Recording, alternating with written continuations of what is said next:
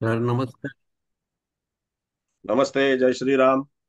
अ, आज स- आपलं 5वं लेक्चर आहे आणि कुणाला काही प्रश्न असतील, आतापर्यंत जी लेक्चर झाली त्याबद्दल कुणाला काही प्रश्न असतील तर त्यांनी ते विचारावे. तर मला काही 2-3 प्रश्न आहेत. संजय बर. बोलतोय मी. हा. सर, मला वाटतं तिसऱ्या क्लासला आपण मंगळाच्या 8व्या दृष्टीबद्दल बोललो होतो. हा. मंगळ जर का सप्तम स्थानात असेल तर त्याची 8वी दृष्टी धनस्थानावर जाते हो. आणि त्यामुळे जातकाला अ, हे होतो, लॉस होतो. हो. पण गुरु जर का ज्या स्थानात असतो तो नेहमी चांगलंच करतो. तर समजा त्या धनस्थानात गुरु असेल हा. तर काय होईल? बरं, तुम्हाला एक उदाहरण सांगतो साहेब त्याकरता, हं. की एका व्यक्तीच्या सप्तमामध्ये मंगळ आहे आणि धनस्थानात गुरु आहे. जेव्हापासून त्या व्यक्तीने कार्यरत होऊन आपल्या करिअरला सुरुवात केली, हं. तर तेव्हापासून त्या व्यक्तीच्या हाताला यश हे मिळत गेलं, मेहनतीला यश मिळत गेलं, कर्माचं फळ चांगलं मिळत गेलं. परंतु सप्तमामध्ये मंगळ असल्या कारणाने एका वेळेस, त्याच्यामध्ये मी हे उदाहरण सांगितलं होतं, त्यावेळेस त्या व्यक्तीच्या घरी किंवा त्याच्या ऑफिसमध्ये तिथे चोरी झाली. आणि जी चोरी झाली तर त्याच्यामध्ये धनाचा नाश झाला हे तर नक्की आहे. हं. आणि मंगळ जेव्हा धनस्थानाला पाहतोय, गुरुला पाहतोय, त्यावेळेला तो आर्थिक नाश करणे किंवा अर्थकारण जे आहे त्याचं कुठेतरी गणित बिघडवणे हे काम करत असतो. त्याच्यामुळे तिथे जेव्हा मंगळ धनस्थानाला पाहतो गुरु असल्याच्या नंतर देखील, त्यावेळेला त्या जातकाला तिथे अशा तऱ्हेच्या काही गोष्टी प्राप्त होतात की त्याला केलेल्या कार्याला यश हे मिळतं, परंतु जेव्हा तो मनुष्य कार्यरत होतो आणि तो काही संपदा, धनसंपदा जमवत असतो, त्यावेळेला त्याच्या जीवनामध्ये तिथे धनसंपदेच्या विषयी काही प्रश्न उपस्थित होतात. मग तिथे चोरी होणं किंवा अनावश्यक ठिकाणी धन खर्च होणं किंवा आपण कुणाला दिलेलं धन योग्य रीतीने किंवा लवकरात लवकर परत न मिळणं किंवा कधीही परत न मिळणं अशा तऱ्हेचीही परिस्थिती तयार होते. परंतु त्याचा जो काही ओघ आहे तो गुरु कार्यरत ठेवतोच. गुरु नेहमी त्याचं काम करत राहतो. प्रत्येक ग्रह त्याचं काम करत राहतो. जसं गुरु तुम्हाला धन देण्याचं प्रयोजन करतो, तसंच तो मंगळ जो आहे, हा मंगळ सुद्धा त्याचं काम करत राहतो. म्हणजेच काय करतो, की जी आर्थिक योजना गुरुनी केलेली आहे, त्या योजनेवरती काही ना काहीतरी तो तिथे संकट आणण्याचा प्रयत्न करतो आणि त्याच्यामध्ये प्रत्येक ग्रह आपापल्या पद्धतीने कार्यरत होत असतो. आता हे एक झालं केवळ धनाच्या बाबतीतलं उदाहरण. दुसरं उदाहरण त्याच्यामध्ये असं आहे, जर गुरु धनात असेल आणि त्या वेळेला तिथे गुरुच्या धनातल्या गुरुच्या वर तिथे जर समजा मंगळ दृष्टी ठेवतोय, तर आता मंगळ जेव्हा तिथे दृष्टी ठेवणार त्यावेळेला तो ऑब्व्हियसली सप्तमातच असणार आहे. तर हं. त्यावेळेला तो त्याच्याकडे कौटुंबिक वाद तयार करणं, कुटुंबामध्ये त्या व्यक्तीचे विचार न पटणं किंवा कुटुंबामध्ये अशा काही गोष्टी तयार होणं की तिथे त्या जातकाला तिथे आपल्या कुटुंबाच्या बाबतीमध्ये काही कठोर निर्णय घ्यावे लागणं. कारण मंगळ हा कठोर निर्णयांचा कारक ग्रह आहे. मंगळ हा नियम तोडणारा पण आहे आणि मंगळ हा नियम बनवणारा पण आहे. मंगळ जसे नियम बनवतो ते नियम तोडण्यासाठी सुद्धा मंगळच लागतो. कारण हो. मंगळ नियम जेव्हा बनवतो त्यावेळेला ते तोडण्याचं धाडस जे आहे, ते तोडण्याचं धाडस हे केवळ आणि केवळ मंगळामध्येच आहे. आणि त्या बनवलेल्या नियमांवर नियंत्रण करण्याचं कारण जे काही कारकत्व आहे, तर ते त्याच्यामध्ये पूर्णपणे शनी ग्रहाकडे. ओके. झाला तुमचा ओके. पहिला प्रश्न. चला दुसरा प्रश्न. हो. आता ह्यामध्येच एक होतं की राहू केतूला स्वतःची दृष्टी नाही, पण ते ज्या स्थानात असतात त्याचं आधिपत्य त्यांना मिळतं म्हणून तुम्ही सांगितलं होतं. बिलकुल. तर ह्याच कंडिशनमध्ये जर का मंगळाबरोबर राहू किंवा केतू असला हा. तर अजून जास्त काही वाईट होईल किंवा काय होईल त्याचं? त्याच्यामध्ये तो मंगळ कुठे आहे याच्यावरती सात अवलंबून आहे. सातव्या स्थानात. जर 7व्या स्थानामध्ये मंगळ असेल तर त्या व्यक्तीने, जर ती व्यक्ती विवाहित असेल तर त्याने त्याच्यामध्ये आपल्या वैवाहिक जीवनाकडे कटाक्ष टाकावा, की आपल्याला आपल्या वैवाहिक जीवनामध्ये कशा प्रकारच्या गोष्टी प्राप्त होत आहेत.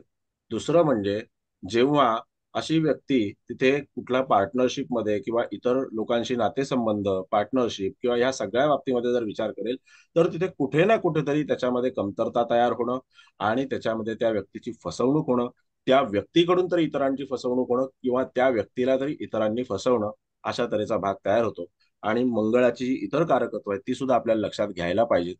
आणि जेव्हा आता मी तुम्हाला पत्रिका वाचन किंवा ग्रह राशींचं विवेचन जे शिकवणार आहे ना, त्याच्यामध्ये जसं आता आजचं लेक्चर आणि उद्याचं लेक्चर, त्याच्यानंतर पत्रिका वाचन, आपलं सॉरी ग्रह राशींचं विवेचन जे आहे ते ग्रह राशींचं विवेचन तिथे सुरू होणार. तर तो जो भाग आहे तो त्याच्यामध्ये मी तुम्हाला तंतोतंत शिकवणार, कुठल्याही तऱ्हेने त्याच्यामध्ये कमतरता होणार नाही.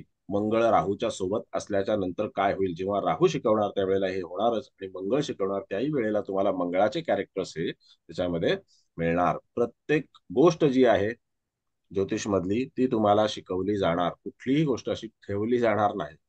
म्हणजे तुम्हाला 4 नियम सांगितले, तर नियम सांगण्यापेक्षा मी तुम्हाला तर्कशास्त्र जे आहे ते तर्कशास्त्र शिकवणार. ग्रहांची कारकत्व याच्यासाठी आणि ग्रह राशींचं विवेचन याच्याच करता आहे की जेव्हा आपण तिथे ग्रहांच्या माध्यमातून पत्रिका पाहत असतो त्यावेळेला ग्रह माहिती असणं गरजेचं आहे. ग्रहाच्या प्रॉपर्टीज काय ते माहिती असणं गरजेचं आहे. कारण जगातल्या सगळ्या पत्रिकांना तुम्ही पाहू शकत ना मी पाहू शकत. मग जेव्हा आपण एखादी पत्रिका पाहणार आहोत तर ती पत्रिका नेमकी कोणत्या मार्गाने कार्यरत होते प्रत्येकाच्या जीवनामध्ये. तिथे जर आपण म्हटलं तर मंगळ हा 2 गोष्टींचा कारक आहे, एक भावंडांचा म्हणजे भावाचा, आणि दुसरा म्हणजे त्याच्यामध्ये मंगळ जो आहे तो तिथे जमिनीचा कारक आहे.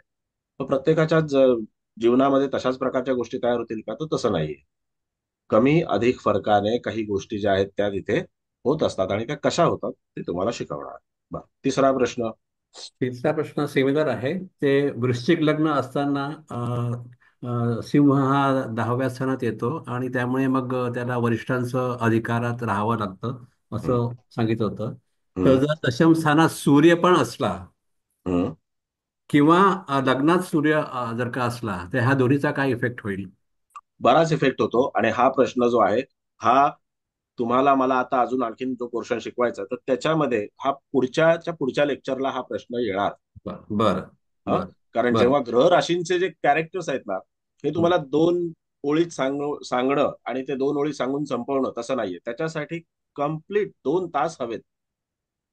चालेल सर, थँक्यू. तास हवेत. आणि त्याच्यामध्ये जसं तुम्ही आता विचारलं की दशम स्थानातला सूर्य आणि लग्नातला सूर्य काय फरक आहे, तर ह्या दोन्ही गोष्टी ज्या आहेत त्या सूर्यासाठी प्रबळ असलेली स्थान आहेत. लग्नस्थान सुद्धा सूर्यासाठी प्रबळ आहे आणि दशमस्थान सुद्धा सूर्यासाठी प्रबळ आहे. लग्नस्थानापेक्षा थोडंसं कैक पटीने पुढे जाऊन, म्हणजे थोडंसं म्हणण्यापेक्षा कैक पटीने पुढे जाऊन तिथे दशमस्थान जे आहे ते सूर्याला प्रबळ आहे. कारण सूर्य हा पूर्वेकडे असताना तुम्ही त्याला साध्या डोळ्याने पाहू शकता काही हं, काळ. हं, हं. पण जेव्हा सूर्य दशमस्थानात असतो म्हणजे तो दक्षिण दिशेकडे असतो त्यावेळेला तुम्ही त्याला पाहू शकत नाही. त्याचं तेज प्रचंड असतं. मग अशा वेळी त्या जातकाला जास्त हे त्रास होईल का, ज्याचं वृश्चिक लग्न नाही, आहे त्रास नाही होत, त्रास होत नाही मॅडम. आपलं हं, साहेब असं आहे की त्याच्यामध्ये त्रास होत नाही. कसं की त्रास होणं आणि त्या म्हणूनच तर ग्रहांचे कॅरेक्टर्स आपल्याला शिकायचे आहेत की बर त्रास कधी होईल आणि त्याचा फायदा कधी होईल. बर बर. प्रत्येक धन्यवाद. ग्रहामधून तुम्हाला काही ना काहीतरी गोष्ट ही मिळत असते, तो तुमच्या जीवनात प्रदान करत असतो. जेव्हा आपण असं म्हणतो ना राहू वाईटच आहे, शनी वाईट आहे, अमुक वाईट आहे, तमुक वाईट आहे, मंगळ वाईट आहे, पण तसं नसून त्याच्यामध्ये त्या ग्रहांचे जे कॅरेक्टर्स आहेत, ज्या प्रॉपर्टीज आहेत त्या प्रॉपर्टीज आपण नीट अभ्यासत नाही, आणि त्या नीट न अभ्यासल्यामुळे आपल्याला वाटतं की नाही हा ग्रह इथे वाईट आहे. उदाहरणार्थ तुम्हाला सांगायचं झालंच तर तिथे पराक्रमात जर मंगळ असेल तर तो चांगला आपण म्हणतो. जर पराक्रमात मंगळ असेल तर तो हं, तुम्हाला फळं उत्तम देतो. जसं धर्मेंद्रच्या पत्रिकेमध्ये वृश्चिक लग्न आणि मकरेत तिथे मंगळ होता आहे. तर अशा वेळेला त्या पर्सनॅलिटीकडे पाहून तुम्हाला काय वाटतं, प्रगती झाली. परंतु तुम्ही कधी धर्मेंद्रच्या भावंडांचं भावाचं नाव ऐकलंय का? नाही. नाही ऐकलं. आणि त्याच्यामध्ये त्यांची कधी प्रगती झाली असं ऐकलंय का? नाही ऐकलं. त्यानंतर तिथे असंही आहे दुसरं कारण, मंगळ जो आहे हा पुरुष संततीचा कारक आहे. मंगळ जो आहे हा पुरुष संततीचा कारक आहे. हं, त्याच्या एका संततीने जी स्वतः दोन्ही संतती त्याच्या वृश्चिक राशी वृश्चिक लग्नाच्याच आहेत. त्याच्यामध्ये त्यांनी जी प्रगती केली, जसा त्याने उच्चांक गाठला, बापाने उच्चांक गाठला, तसा मुलांनी उच्चांक गाठलेला नाही अजून. बरोबर. तोही इफेक्ट मिळतो. काही काळासाठी सर उच्चांक गाठणं, एक मिनिट जरा, काही काळासाठी उच्चांक गाठणं आणि आपण गाठलेला उच्चांक काही काळ, पुढचा काही काळ कायम ठेवणं, याच्यामध्ये फरक आहे. ओके. सरवटे साहेब. बरोबर. धन्यवाद सर. धन्यवाद. नायडू मॅडम, तुम्हाला काय बोलायचं आहे का? माईक बंद करा बोलायचं नसेल तर. तुमचे माईक कंपल्सरी बंद ठेवा. काही बोलायचं आहे का? पण तुमच्याकडचे म्युझिक अमुक तमुक हे आपण ऐकणार नाही आहोत. आपण काय ऐकणार आहोत? लेक्चर. तर त्याच्याकरता तुमचा माईक जो आहे तो बंद ठेवणं फार गरजेचं आहे. हा, पुस्तके साहेब, तुम्हाला काय बोलायचं आहे?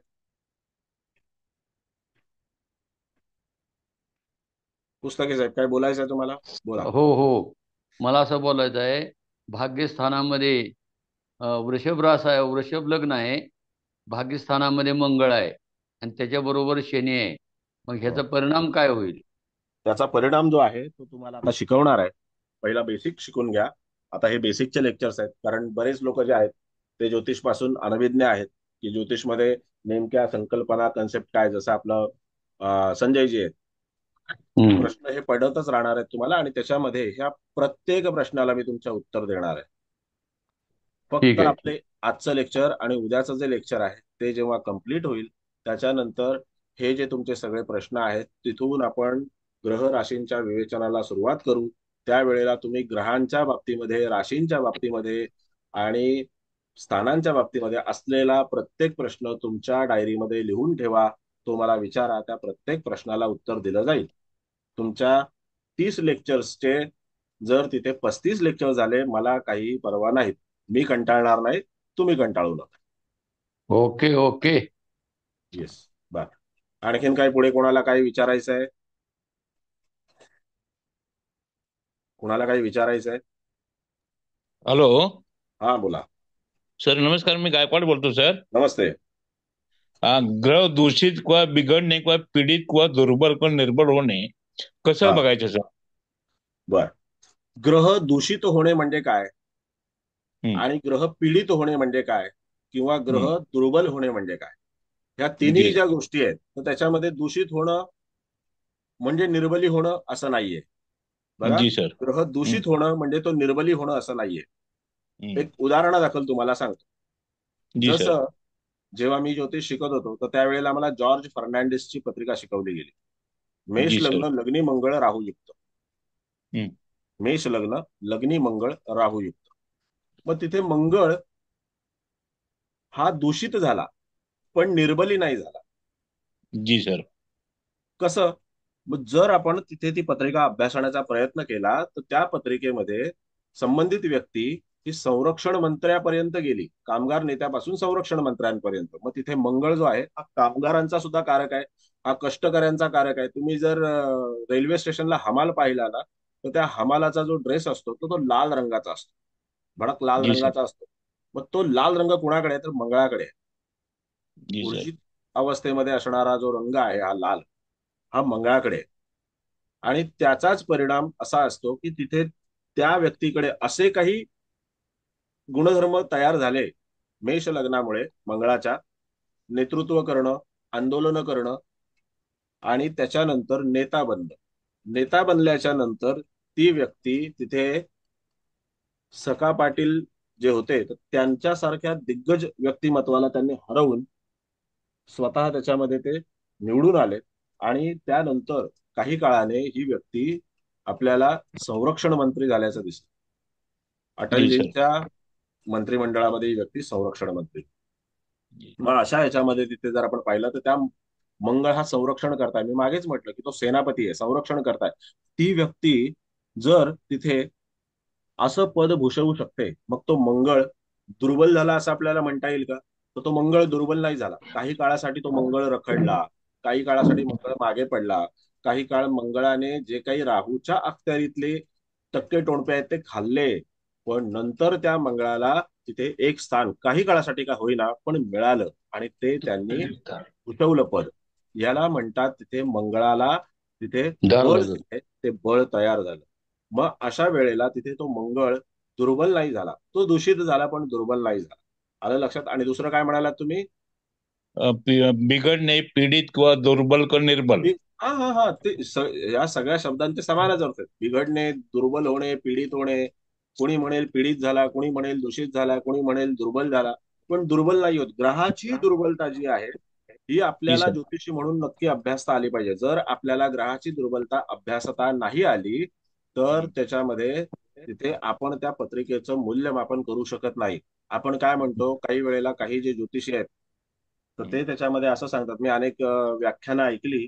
आता त्याच्यामध्ये काही व्याख्यानं जी आहेत ती मराठी, काही व्याख्यानं हिंदीमध्ये ऐकली लाईव्ह, युट्यूबवरती वगैरे नाही, लाईव्ह ऐकलेली आहेत खूप काळापूर्वी. तर त्याच्यामध्ये आपका मंगल ग्रह खड्डे में पड़ गया है, आपका मंगल ग्रह ऐसा है, आपका मंगल ग्रह बिगड़ गया है, वो आणखीन काय काय त्याला असे विचित्र शब्द वापरायचे. तर ग्रह कधी खड्ड्यात पडत नाही.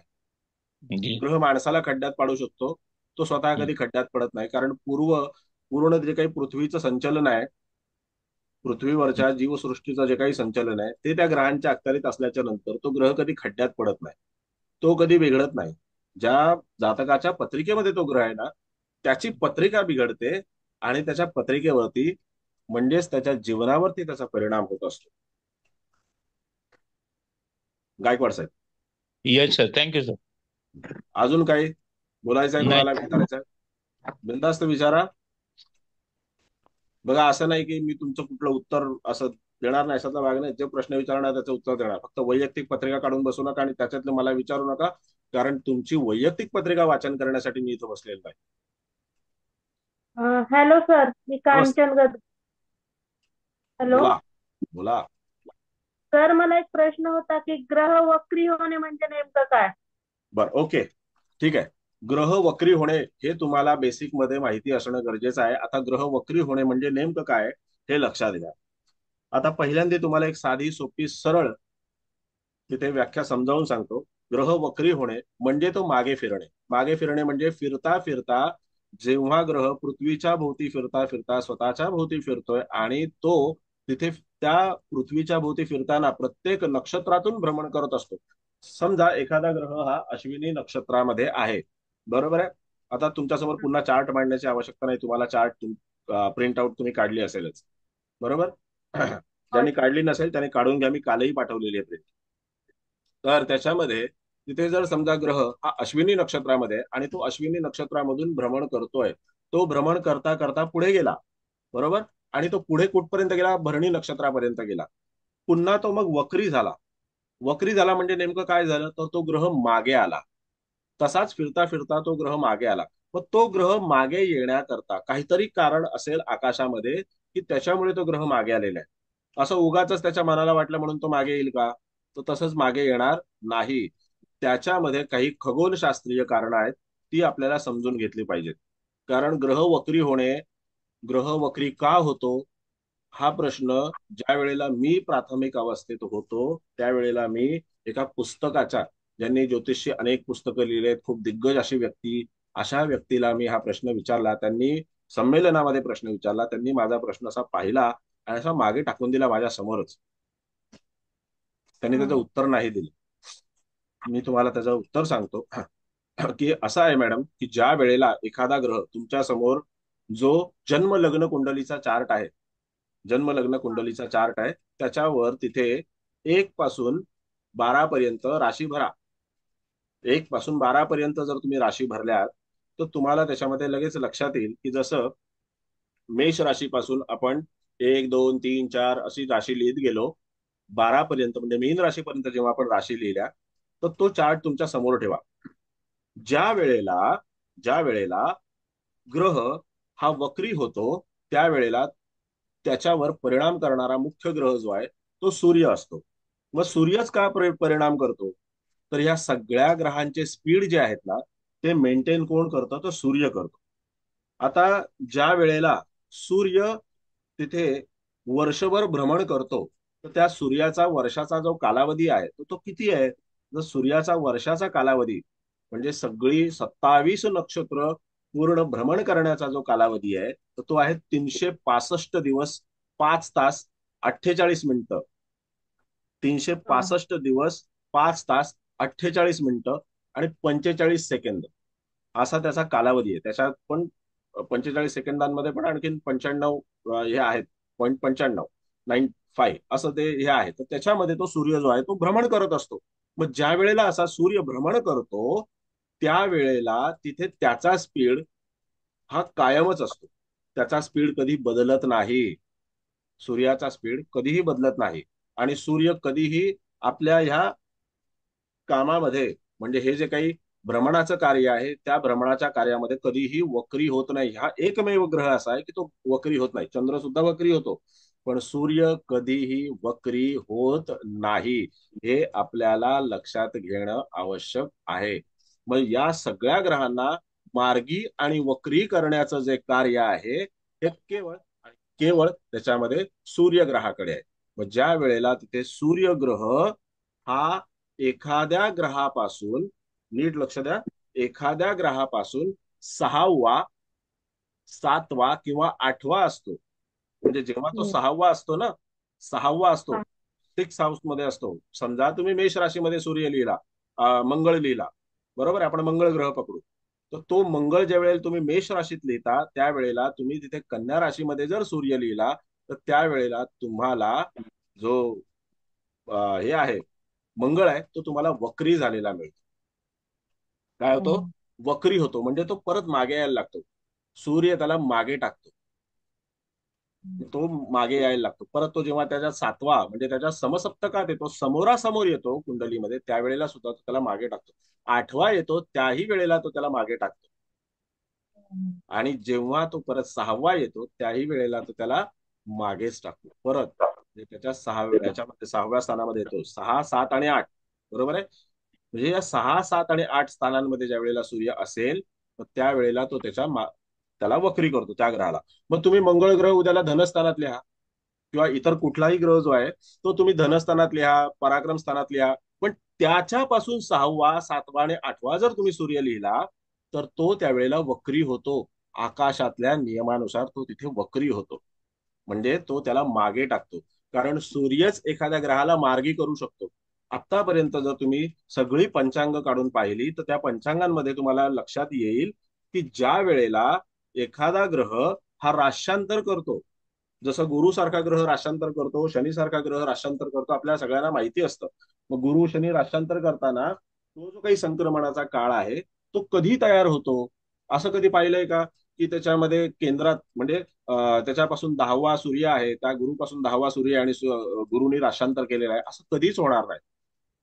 त्याच्यापासून 5वा सूर्य आहे म्हणजे त्या ग्रहाच्या गुरुच्या नवपंचम योगामध्ये सूर्य आहे आणि तो त्याच्यामध्ये राशांतर करतोय म्हणजे ती राशी बदल करतोय गुरु, असं कधी होतं का? असं कधीच होत नाही.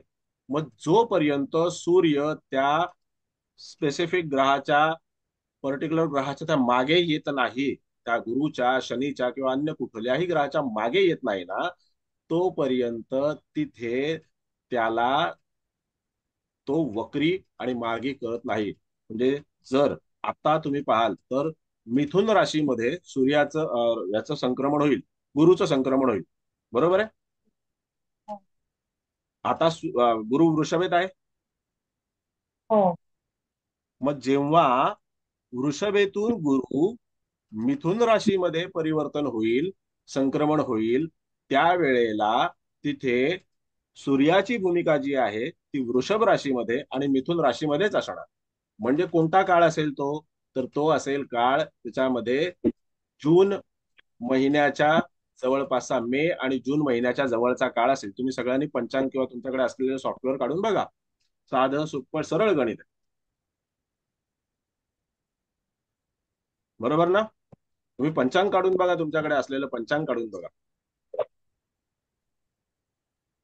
जून महिन्यामध्ये किंवा मे महिन्यामध्ये तिथे जो गुरु आहे तो राशी बदल करणार.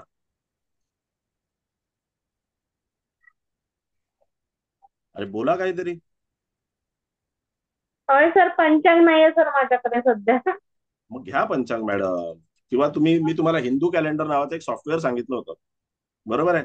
ते सॉफ्टवेअर घ्या. आता बघा 22 मेला जर तुम्ही बघाल किंवा 18 मेला, साधारणतः 15 मेला जर तुम्ही बघाल तर त्या 15 मेच्या दरम्यान तिथे गुरु जो आहे 15 ते 14 मेच्या दरम्यान गुरु हा मिथुन राशीत प्रवेश करतो.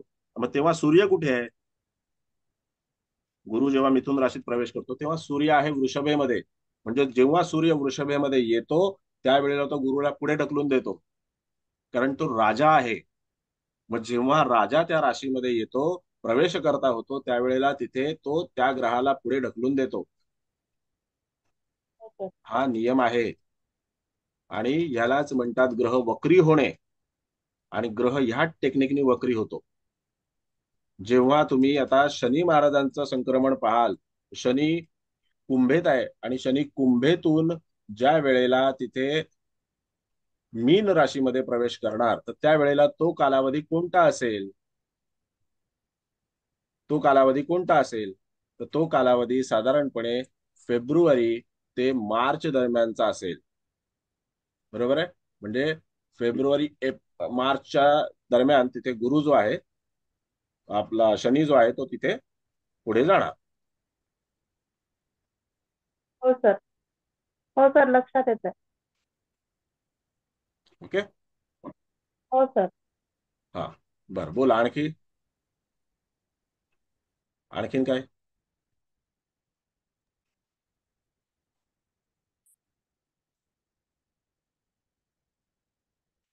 आणखीन काही कोणाला विचारायचंय? वक्री ग्रह. मग अशा पद्धतीने ग्रह जो आहे तो मार्गी आणि वक्री होत असतो. प्रत्येक ग्रह हा मार्गी होतो, प्रत्येक ग्रह हा वक्री होतो, आणि चंद्र सुद्धा वक्री होतो. पण तो आपल्याला पंचांगामध्ये, लिखित पंचांगामध्ये किंवा आपल्या सॉफ्टवेअरच्या पंचांगामध्ये तो दर्शवला जात नाही, कारण तो काही तासांसाठी वक्री होतो. तो पौर्णिमेच्या दरम्यान वक्री होतो. त्रयोदशी, चतुर्दशी, पौर्णिमा याच्या दरम्यान तो तिथं वक्री होतो. असा भाग. सर, बोला. राहू आणि केतू कायमच वक्री असतात की. हा, मग मग मग हे यांच्यावर परिणाम सूर्याचा होत नाही का? का ते छायाग्रह आहे? ते छायाग्रह आहेत आणि ते छेदनबिंदू आहेत. छायाग्रह म्हणण्यापेक्षा त्याला छेदनबिंदू म्हणा. ते छेदनबिंदू हा असल्या कारणाने ते नेहमी उलट्याच कक्षेमध्ये फिरतात. आणि ते हा. ग्रह तुम्हाला दृष्टीस पडतात का? आकाशामध्ये तुम्हाला राहू दिसतो का, केतू दिसतो का? नाही. हा, ते छेदनबिंदू आहेत, म्हणून ते वक्री आहेत. ते छेदनबिंदू आहेत आणि ते कायमस्वरूपी वक्रीच आहेत. ते कधी मार्गी होत नाहीत. आता तुम्ही जेव्हा सर्वतोभद्र चक्र शास्त्राला होतात माझ्याकडे, तर त्यावेळेला सर्वतोभद्र चक्र शिकताना मी तुम्हाला एक नियम सांगितला होता, जर तुम्हाला आठवत असेल. सूर्य, चंद्र आणि राहू केतू यांचे नियम सारखे आहेत वेध घेण्याचे. कारण काही वेळेला काही ग्रह वक्री होतात, काही ग्रह मार्गी होतात. असं आहे. हो सर. आता एक मिनिट साहेब, बोल साहेब, जरा 2 मिनिटं. गाद्रे मॅडम, असं आहे की ज्या हा ज्या याच्यामध्ये ग्रह वक्री होतो किंवा जर ग्रह मार्गी होतो, तर तो लगेच त्याच्यामध्ये मार्गी होतो किंवा लगेच वक्री होतो का? तर नाही. तर तो ग्रह जो आहे तो काही काळासाठी स्तंभी होतो. तो ग्रह जो आहे तो काही काळासाठी स्तंभी होतो. मग तो स्तंभी काळ सुद्धा आपल्याला लक्षात घ्यावा लागतो. म्हणजे ग्रह, जर समजा एखादा मनुष्य गाडी चालवतोय आणि तो गाडी चालवताना जर गाडी पुढे घेऊन जातोय आणि त्याला परत रिव्हर्स घ्यायची आहे गाडी, तर ती गाडी रिव्हर्स घेताना तो लगेच रिव्हर्स घेतो का? नाही. तर तो गाडी थांबवतो पहिली आणि मग रिव्हर्सची प्रक्रिया सुरू करतो. आणि पुन्हा जर त्याला गाडी पुढे घेऊन जायची आहे तर ती गाडी परत थांबवतो आणि परत त्याच्यामध्ये तो रिव्हर्सची पुढे जाण्याची प्रक्रिया, फॉरवर्ड जाण्याची प्रक्रिया जी आहे ती सुरू करतो. बरोबर की नाही? हो तसंच सर. आकाशामध्ये ग्रहांचं देखील आहे. तसंच आकाशात ग्रहांचं देखील आहे. मग जेव्हा एखादा ग्रह हा मार्गी होतो किंवा वक्री होतो, तर त्या दरम्यान तो काही काळासाठी स्तंभी सुद्धा होतो. आणि तो हो सर. स्तंभी होताना काही वेळेला लोकांनी असं त्याच्यामध्ये सांगितलेलं आहे की एखादा ग्रह मार्गी वक्री असेल तर तो तुमच्या कुंडलीमध्ये वाईट परिणाम करतो, एखादा ग्रह त्याच्यामध्ये स्तंभी असेल तर तुमच्या कुंडलीमध्ये वाईट परिणाम करतो. तर तसं नाहीये. मग जो स्तंभी ग्रह आहे तर तो त्याचे तसेच परिणाम देत असतो.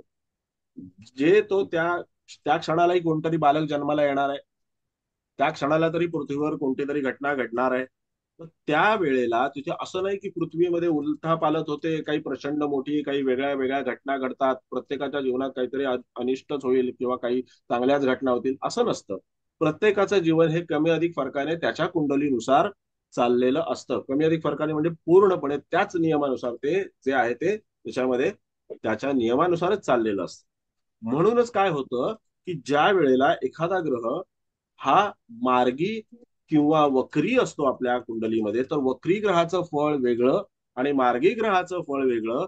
हा जो काही फंडा उगाच आपल्याला सांगितलेला आहे किंवा काही पुस्तकांमध्ये लिहून ठेवलेला आहे, काही युट्यूबर्सनी त्याच्यामध्ये भरपूर व्हिडिओ बनवलेले आहेत, तो कम्प्लिटली चुकीचा आहे. आपका हो सर. मंगल वक्री है तो ऐसा होगा, आपका शनि वक्री है इसके लिए आपको तकलीफ है, असं नसतं. असं नसतं बिलकुल. हो सर, आलं लक्षात.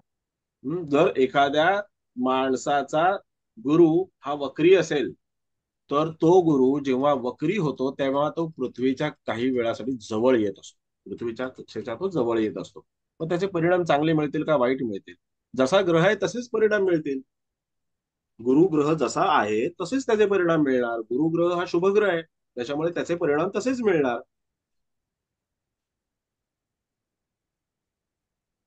नाही का? हो सर, बरोबर. बोला, आणखीन काही प्रश्न? बोला भोईर साहेब. Hello sir. हा. पहिला जे 3 प्रश्न विचारलेले ना तेव्हा मी रनिंग करत होतो, गाडी चालवत होतो. हा. तर धनस्थानात गुरु आहे आणि मंगल 8व्या दृष्टीने सप्तमामधून 8व्या दृष्टीने धनस्थानाला बघतो, तो गुरु त्याला ब्लेसिंग नाही करणार का? आता जर मंगळ धनस्थानामध्ये आहे, आपला मंगळ जर कुठे म्हणाल तुम्ही, मंगळ कुठे आहे? स- सप्तम स्थानामध्ये. सप्तम स्थानामध्ये आणि गुरु मंगळ सप्तमात धनस्थानात. आहे आणि गुरु धनस्थानात आहे, तर गुरु त्याला ब्लेस करण्याचा प्रश्नच येत नाही. गुरु ब्लेस कसा करतो म्हणजे गुरु त्याची कृपादृष्टी जी आहे, जी आपण दृष्टी म्हणतो किंवा कृपादृष्टी जी आहे, ती ग्रहावरती किंवा एखाद्या स्थानावरती किंवा एखाद्या राशीवरती कशी ठेवेल? जेव्हा तो त्याच्या कक्षेत येईल त्यावेळेला ठेवेल. मग गुरुची कक्षा कोणती आहे? तर गुरुला 5वी दृष्टी दिलेली आहे. त्या 5व्या दृष्टीमध्ये जर तो आला तर तो त्याला ब्लेस करेल, म्हणजे त्याची दृष्टी ठेवेल. जर तो गुरुच्या 7व्या दृष्टीत आला तर तो त्याला तिथे ब्लेस करू शकेल. जर तो गुरुच्या 9व्या दृष्टीत आला तर तो त्याला ब्लेस करू शकेल. पण तिथे गुरु काहीही करत नाहीये. गुरुला मंगळाला काही देण्याचा अधिकारच नाहीये. केवळ मंगळाला 8वी दृष्टी आहे आणि त्या 8व्या दृष्टीने गुरुला काहीतरी देऊ करण्याचा अधिकार मंगळ ग्रहाला आहे.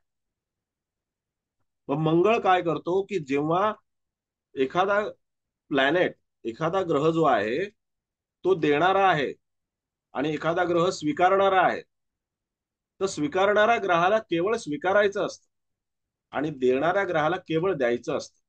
पण ते जर गुरु आणि मंगळ दोन्हीही ग्रह समोरासमोर असतील, ज्याला आपण समसप्तक योग म्हणतो, 12 ग्रहांच्या कुंडलीमध्ये काय म्हणतो? समसप्तक योग.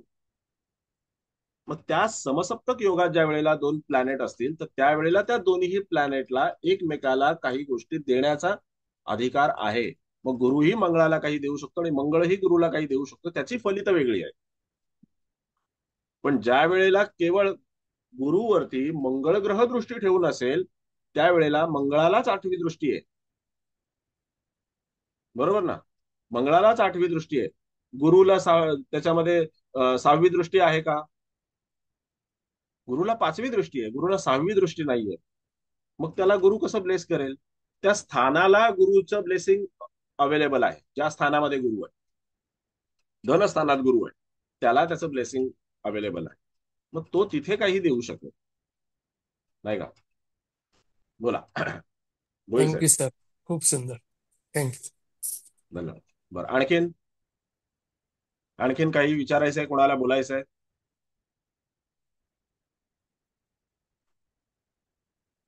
बर, ठीक आहे, हरकत नाही.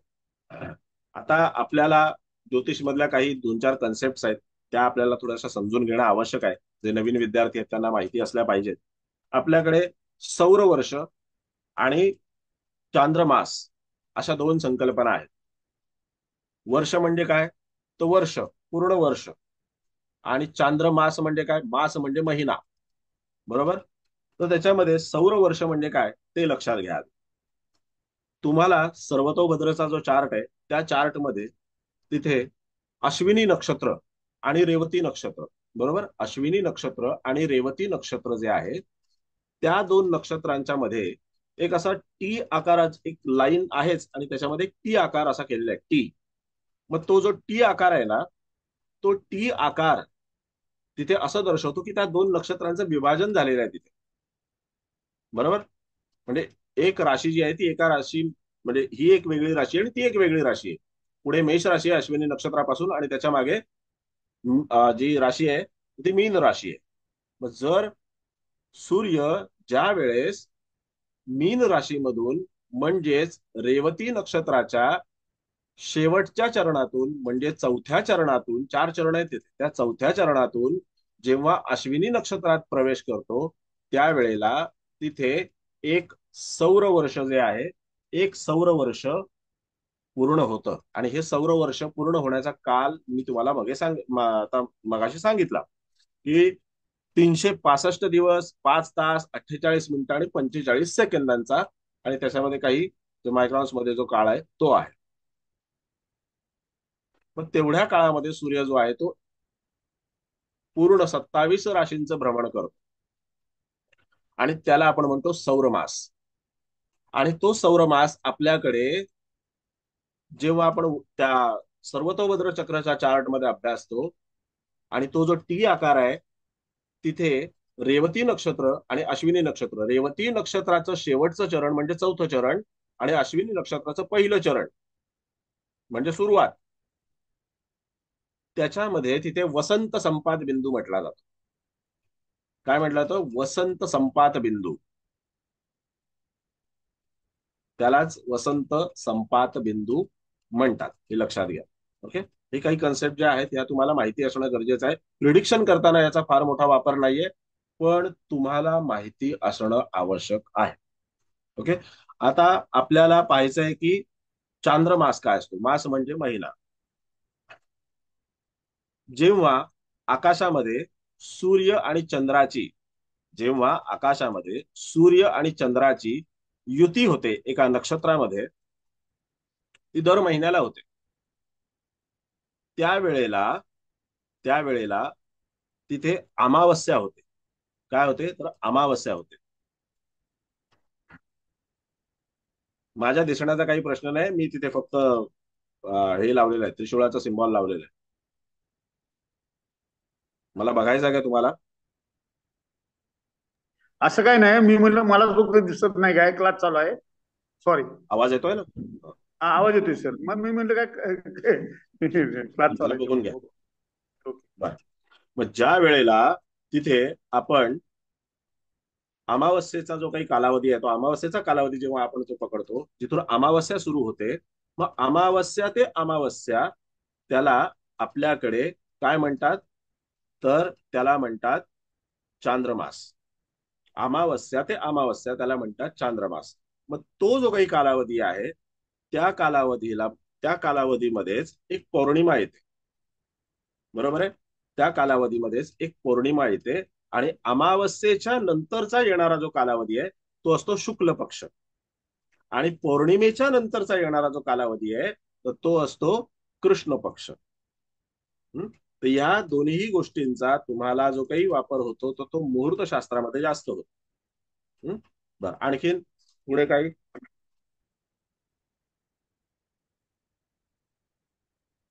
बोलायचं आहे? आणखीन विचारायचं आहे कोणाला?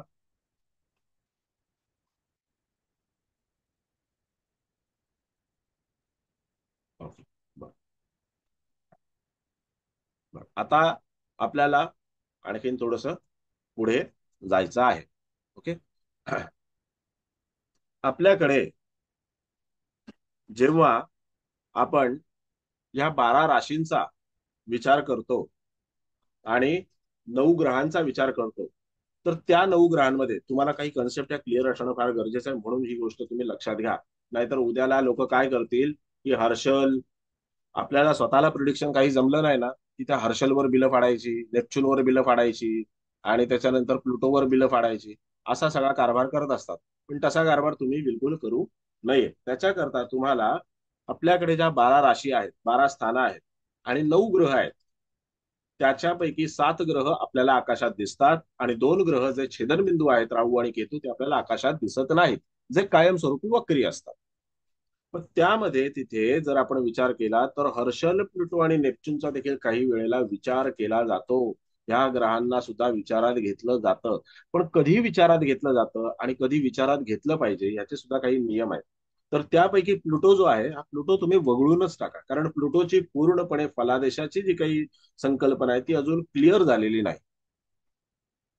प्लुटोचे फलादेशच मिळालेले नाहीत, कारण पृथ्वीच्या जवळ असणारे हे जे 9 ग्रह आहेत, या 9 ग्रहांची जी काही एक फलादेशाची कपॅसिटी आहे, क्षमता आहे, तशी कपॅसिटी, तशी क्षमता हर्षल, प्लुटो आणि नेपच्यून मध्ये नाही. त्यामुळे प्लुटो हा खूप लांब आहे आणि त्याचा एका राशीतून भ्रमणाचा कालावधी हा 7 वर्षाच्या वरती आहे. मग आपण काय म्हणतो ना, प्लुटो ह्या राशीत आला ना, इथे मेसेज बिसेज कुठे काय करू नका, हात वर करा आणि सरळ विचारा. इथे काही कोणाला मेसेज करत राहू नका. सर मी विचारलं होतं सर. हा नाही, विचारा, हात वर करा आणि विचारा. मी मेसेज वाचत राहत नाही, प्लीज. हा हा हा चालेल सर. नाही, वक्री ग्रहावरनं विचारायचं होतं सर, की तर वक्री जेव्हा होत. मुद्दा संपला की विचारा. मी प्रत्येक प्रश्नाला उत्तर देणार, पण हम्म. इथे मेसेज करत राहू नका. हात वर करा, इथे बघा हँड रेसचं ऑप्शन असतं, हँड रेस करा आणि विचारा. बरं, आता त्यामध्ये तिथे तुम्हाला एक गोष्ट लक्षात घेतली पाहिजे की प्लुटोचा फलादेश जो आहे, हा फलादेश पूर्णपणे प्राप्त नाही. पण अनेक ज्योतिषी असं करतात की प्लुटोवरती अनेक बिलं फाडतात. आपके जीवन में ये हो रहा है, तुमच्या जीवनात असं होतंय तर तसं होतंय, तर त्याला जबाबदार कोण, तर प्लुटो आहे. तुमच्या सप्तमात हर्षल आहे म्हणून तुमचं वैवाहिक जीवन बिघडलेलं आहे. पण त्यांना हे कळत नाही की वैवाहिक जीवन बिघडण्यासाठी कितीतरी नियम आहेत, कितीतरी नियम आहेत. अनेक घरं पाहावी लागतात, स्थानं पाहावी लागतात, अनेक राशी पाहाव्या लागतात, त्यानंतर ग्रहांच्या युती पाहाव्या लागतात, काही ग्रह पाहावे लागतात, त्यांना कसं बलाबल तयार झालेलं आहे. पण ते काय करतात की त्याच्यामध्ये फक्त आणि फक्त त्याच्यामध्ये हर्षल, प्लुटोवरती आपके सप्तम स्थान में हर्षल है, तुमच्या सप्तमात हर्षल आहे असं सांगतात आणि त्याच्यामध्ये काम संपवून टाकतात. तसं न करता आपल्याला मूळ, मुख्य आणि कार्यरत असणारा, पत्रिकेत कार्यरत असणारा फलादेश आपल्याला माहिती असणं फार आवश्यक.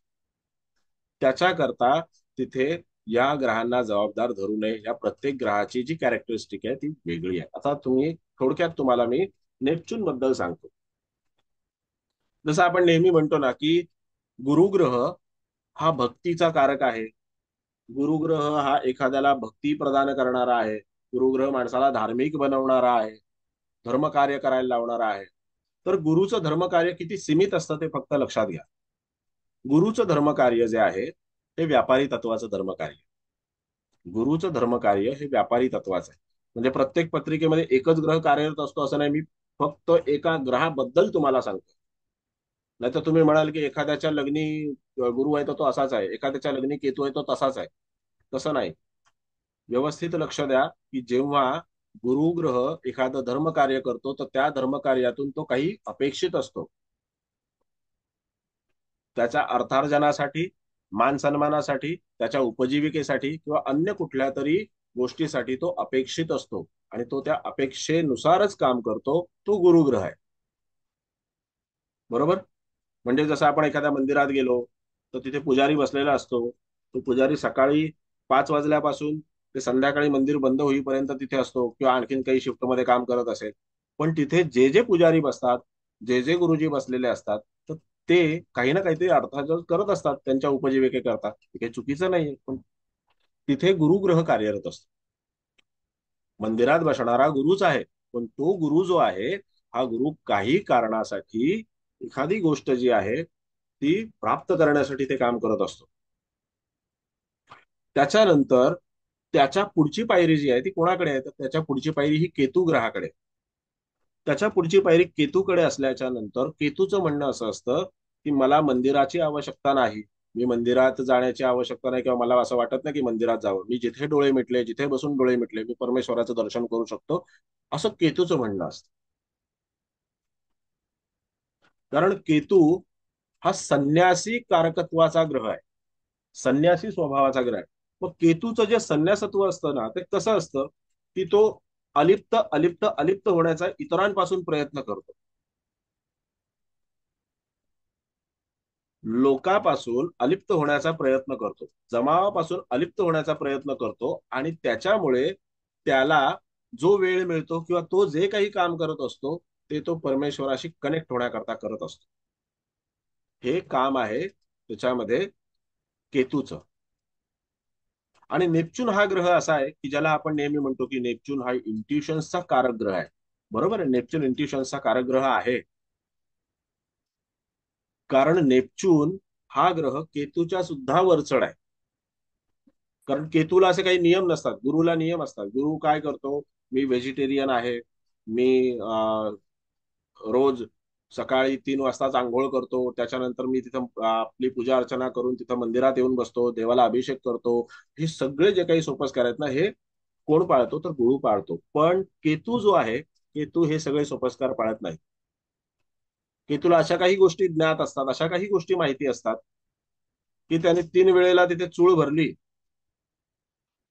आणि शरीराचे काही अवयव जे आहेत ते पाण्याने भिजवले की त्याच्यानंतर त्याची आंघोळ झाली की तो तिथे त्याची साधना, मंत्र साधना, उपासना करायला बसण्यासाठी मोकळा होतो. असा केतू आहे, आणि ती त्याला फलितही होते, कारण त्याच्याकडे तंत्र असं आहे, त्या ग्रहाकडे तंत्र असं आहे की तो ऑलरेडी परमेश्वराच्या कनेक्ट मध्ये राहण्याचा प्रयत्न करतो, कारण तो अलिप्त असतो. परमेश्वर एवढा स्वस्त नाही ना की तो आपल्याला कधी कुठेही कसाही भेटून जाईल. पण ज्या वेळेला तिथे एखादा मनुष्य अलिप्त असतो, त्यावेळेला त्या अलिप्ततेच्याच माध्यमातून परमेश्वर त्याला भेटत असतो, किंवा ती जी काही दिव्य शक्ती आहे ती त्याला त्याचा साक्षात्कार देत असते. त्याच्याशिवाय असं काही होत नाही. आणि नेपच्यून त्याच्याही थोडासा पुढे गेलेला आहे. तो ऑलरेडी आपल्याच गर्तेत असणार आहे, आपल्याच गर्तेत असणार आहे. अशी प्रचंड इंट्युशन पॉवर असणारा माणूस जो आहे, तो त्याच्यामध्ये नेपच्यूनच्याच म्हणजे आपल्याच गर्तेत असणारा असतो, कारण तो केतूपेक्षाही थोडा 4 पावलं पुढे जाऊन तिथे इतरांपासून अलग झालेला असतो, विलग झालेला असतो. मग त्याच्यामुळे त्याला ती परमेश्वराची कृपा किंवा शक्ती जी आहे ती प्राप्त होते, आणि तो त्याच्या अथांग विचारांमध्ये असतो, तो त्याच्या विचारांच्याच गर्तेत असतो. काही वेळेला आपण अशी केतूची जर मंडळी पाहिली तर त्या मंडळींचे डोळे जे आहेत ना, ते डोळेच तुम्हाला सांगून जातात. अत्यंत स्थिर डोळे असतात, बिरबिर बिरबिर करणारे नसतात, येईल त्याच्याकडे बघणारे नसतात, शांत डोळे असतात. आणि त्यानंतर तिथे डोळ्यांच्या पापण्या ज्या आहेत ना, त्या सतत मिचकावण्याची सवय नसते त्यात. मग तो जो काही प्रभाव आहे तो तिथे केतूच्या माध्यमातून तयार होतो, आपला नेपच्यूनच्या माध्यमातून तयार होतो. मग हा नेपच्यूनच्या माध्यमातून तयार होणारा जो काही प्रभाव आहे, हा माणसाला इंट्युशन पॉवर म्हणजे तुम्हाला भविष्य काळामध्ये होणाऱ्या काही घटना आधीच कळणे, वर्तमानात आपल्या दृष्टीच्या पलीकडे घटत असलेल्या ज्या काही घटना आहेत, त्या घटत असलेल्या घटनांचा आपल्याला तिथे अनुभव किंवा अनुभूती आपल्याला येणे, भूतकाळात ज्या घटना घडून गेलेल्या आहेत त्या चित्ररूपात आपल्या डोळ्यासमोरून तरळून जाणे, किंवा आपल्या मनात ते काय घडलं असेल याचे विचार तयार होणे, याला म्हणतात इंट्युशन. असं आहे. ओके, म्हणून या 3 ग्रहांवरती कुठलीही बिलं फाडण्याचं काम नाही. Sir, hello. हा, सर, मला एक प्रश्न पडलाय. याच्या संबंधित सम असेल तर बोला, नाहीतर मग त्या दुसऱ्या मॅडमचा एक प्रश्न घ्यायचा. हा हा नेपच्यून संदर्भातच सर. हॅलो. हा बोला. समजा नेपच्यून ग्रह जर आपल्या दशम स्थानात असेल म्हणजे कर्मस्थानात, हम्म. तर माणसाला इंट्युशनची जाणीव होते का? नाही. तो कुणासोबत आहे? दशम स्थानात एकटाच आहे का? नाही, म्हणजे आता गुरु सोबत वगैरे असेल तर. नाही. नाही. बरं, तर तो ठीक आहे केवळ सर. तुम्हाला गुरुसोबत असल्या कारणाने तो तुम्हाला भक्ती कशी करावी, उपासना कशी करावी हा, याच्याबद्दल तुम्हाला काही ज्ञान प्रदान करेल. खरं काय खोटं काय याच्याबद्दल तुम्हाला ज्ञान प्रदान करेल, पण तो तुम्हाला त्याच्यामध्ये इंट्युशन पॉवर ज्या आहेत त्या नाही देणार. तर मग कोणता ग्रह असेल तर होईल तसं नेपच्यून सांगणार ना सोबत? मॅडम, ज्या वेळेला तिथे तुम्हाला ग्रह शिकवणार त्यावेळेला सांगणार. तुम्हाला ठीक आहे सगळ्यांना सर. ग्रह शिकण्याची घाई आहे, मला पण ग्रह शिकवण्याची घाई आहे. पण आता हे जे काही लेक्चर्स आहेत, मी उद्यापासून सुरुवात करीन, मला काही हरकत नाही. तुमचा होकार असेल तर मी उद्यापासून सुरुवात करेन. नाही सर, असं काही नाही, छान चाललंय. फक्त प्रश्न पडला सर असं. No problem. बर, आता त्यानंतर हर्षल ग्रह. आता हर्षल ग्रहावरती पण बऱ्याचदा अशी काही बिलं फाडली जातात ना. हर्षल ग्रहामुळे म्हणजे एक पत्रिका, मी अभ्यास करत असताना अशी एक पत्रिका एका व्यक्तीने अशी मांडली आणि सांगितलं की याच्या सप्तमामध्ये हर्षल आहे, म्हणून याचा पार्टनर जो आहे तो विक्षिप्त आहे. काय सांगितलं? याच्या सप्तमात हर्षल आहे म्हणून याचा पार्टनर जो आहे तो विक्षिप्त आहे. पण तसं नाही. आणि तो विक्षिप्त असल्या कारणाने त्याने आपल्या पार्टनरवरती हल्ला केला, जीव घेणा, मारण्याचा प्रयत्न केला आणि त्याच्यानंतर तो पार्टनर त्याला सोडून गेला, असं कारण सांगितलं. तर त्या पत्रिकेमध्ये असे बरेचसे जे काही नियम आहेत ते दिसत होते की त्याच्यामुळे त्यांचं वैवाहिक जीवन जे आहे ते दूषित झालेलं आहे, हे दिसत होतं. कसं? ती पत्रिका पाहिल्याच्या नंतर त्या पत्रिकेमध्ये तिथे तुळ राशीत मंगळ होता. तुळ राशीत मंगळ होता आणि तो कुठे होता तर तो सप्तमातच होता, गुरुच्या सोबत होता. सप्तमात मंगळ गुरुच्या सोबत. आता तुम्ही म्हणाल मग तिथे गुरु आहे, मग त्यांनी ब्लेस नाही का केलं, मग त्या गुरुने त्याची कृपादृष्टी दाखवली नाही का? तर इथे गुरुचा नियम बदलतो. म्हणून आपल्याला ग्रह शिकणं फार आवश्यक आहे, स्थान शिकणं फार आवश्यक आहे. ते शिकण्यात जी मजा आहे, ज्या माणसाला स्थान, राशी, ग्रह कळले तो उत्तम रीतीने प्रिडिक्शन देऊ शकतो. नाहीतर मग ही दशा आहे, ती दशा आहे, हे आहे, ते आहे, बस इथंच बॅटिंग करत राहायची. गल्लीत बॅटिंग करायची, मैदानावरती गेल्यावरती आऊट. तर त्याच्यामध्ये भाग असा होतो की त्या पत्रिकेमध्ये स्पष्टपणे दिसत होतं मंगळ, हर्षल आणि गुरुची तिथे युती होती. हर्षलच्या कार्यभागामुळे तिथे असं लक्षात येतं, सप्तमात हर्षल असल्यामुळे तिथं असं लक्षात येतं की त्याचा जोडीदार जो आहे हा कशा स्वभावाचा असेल किंवा तो स्वतः कशा स्वभावाचा असेल. तर हर्षल काय ते पहिले समजून घे. हर्षल हा शोध बुद्धीचा आहे. हर्षल जो ग्रह आहे हा शोध लावणारा, शोध बुद्धीचा, संशोधक वृत्तीचा आहे. आणि जो मनुष्य शोध बुद्धीचा असतो, बुद्धिमान असतो, संशोधक वृत्तीचा असतो, असा माणूस तिथे तुम्हाला नेहमी इतरांपासून वेगळा दिसतो. तो तुम्हाला असा घोळक्यामध्ये हा हा हु ही ही करताना दिसणार नाही. तो माणूस तुम्हाला कुठल्याही तऱ्हेने त्याच्यामध्ये असा दिसणार नाही की तिथे इतरांबरोबर कॉमन अशा गप्पा करत बसलाय, पाणसट गप्पा करत बसलाय की ज्या गप्पांना खरोखर काही अर्थच नसतो. शून्य स्थान असतं आपल्या ज्ञानामध्ये आणि आपल्या जीवनामध्ये. अशा गप्पा करत बसलाय असं दिसणार नाही. तो त्याचं ज्ञानार्जन करण्याचा नेहमी प्रयत्न करतो. एखाद्या गोष्टीच्या तळाशी जाऊन, मुळाशी जाऊन त्याचा शोध घेण्याचा प्रयत्न करत असतो. आणि त्या गोष्टीतून खरोखर काही निष्पन्न होतंय का, उत्पत्ती होते का, हे शोधण्याचा त्याचा प्रयत्न असतो.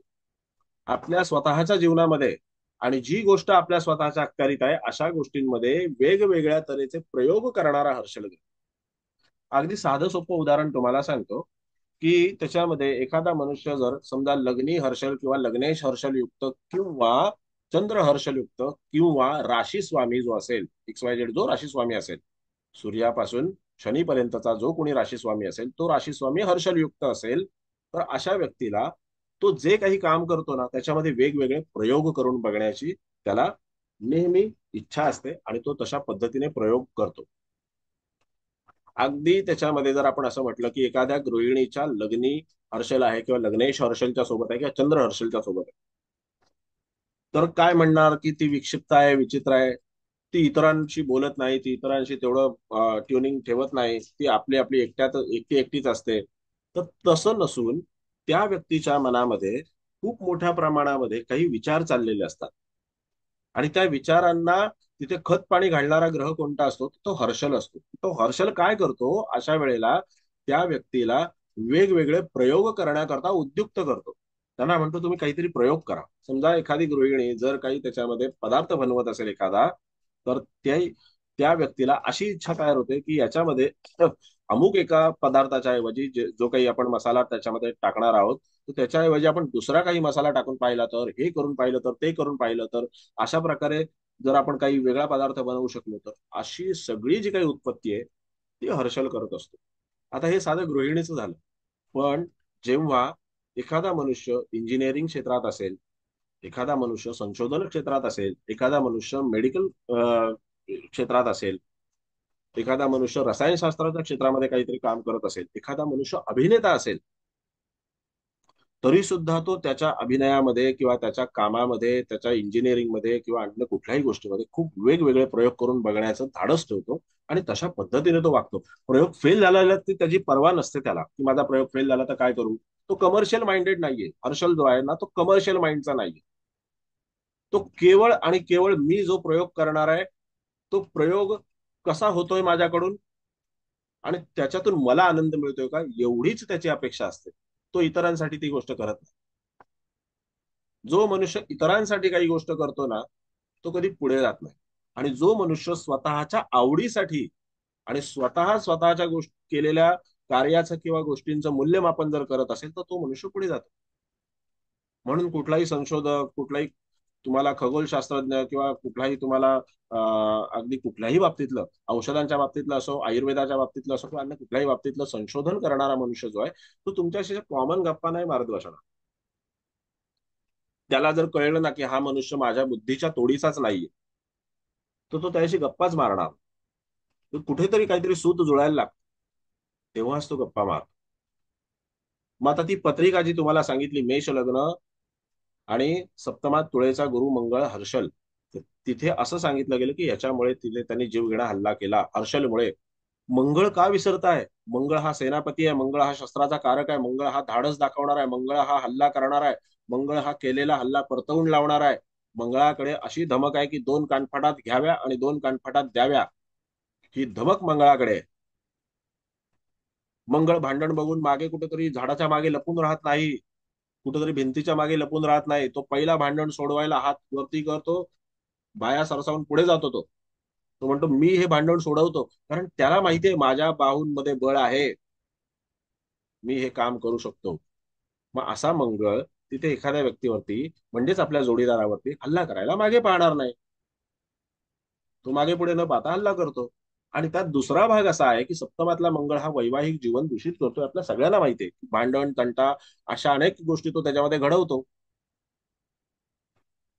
अशा अनेक गोष्टी तो त्याच्यामध्ये घडवतो. आणि त्यानंतर तिथे दुसरा जो ग्रह आहे तो तिथे गुरुग्रह आहे. मग हा गुरुग्रह वैवाहिक जीवनाचा कारक ग्रह नाहीये. गुरुला शनीला विवाह आवडत नाही. ते दोन्ही ग्रह योगाने विवाह करून देतात हा. पण विवाह त्या दोघांनाही आवडत आणि तो त्यांना आवडत नसल्या कारणाने तिथे वैवाहिक जीवन, ज्या जातकाच्या सप्तमात गुरु असेल तिथे त्याला त्याच्या वैवाहिक जीवनाचा अनुभव असेल.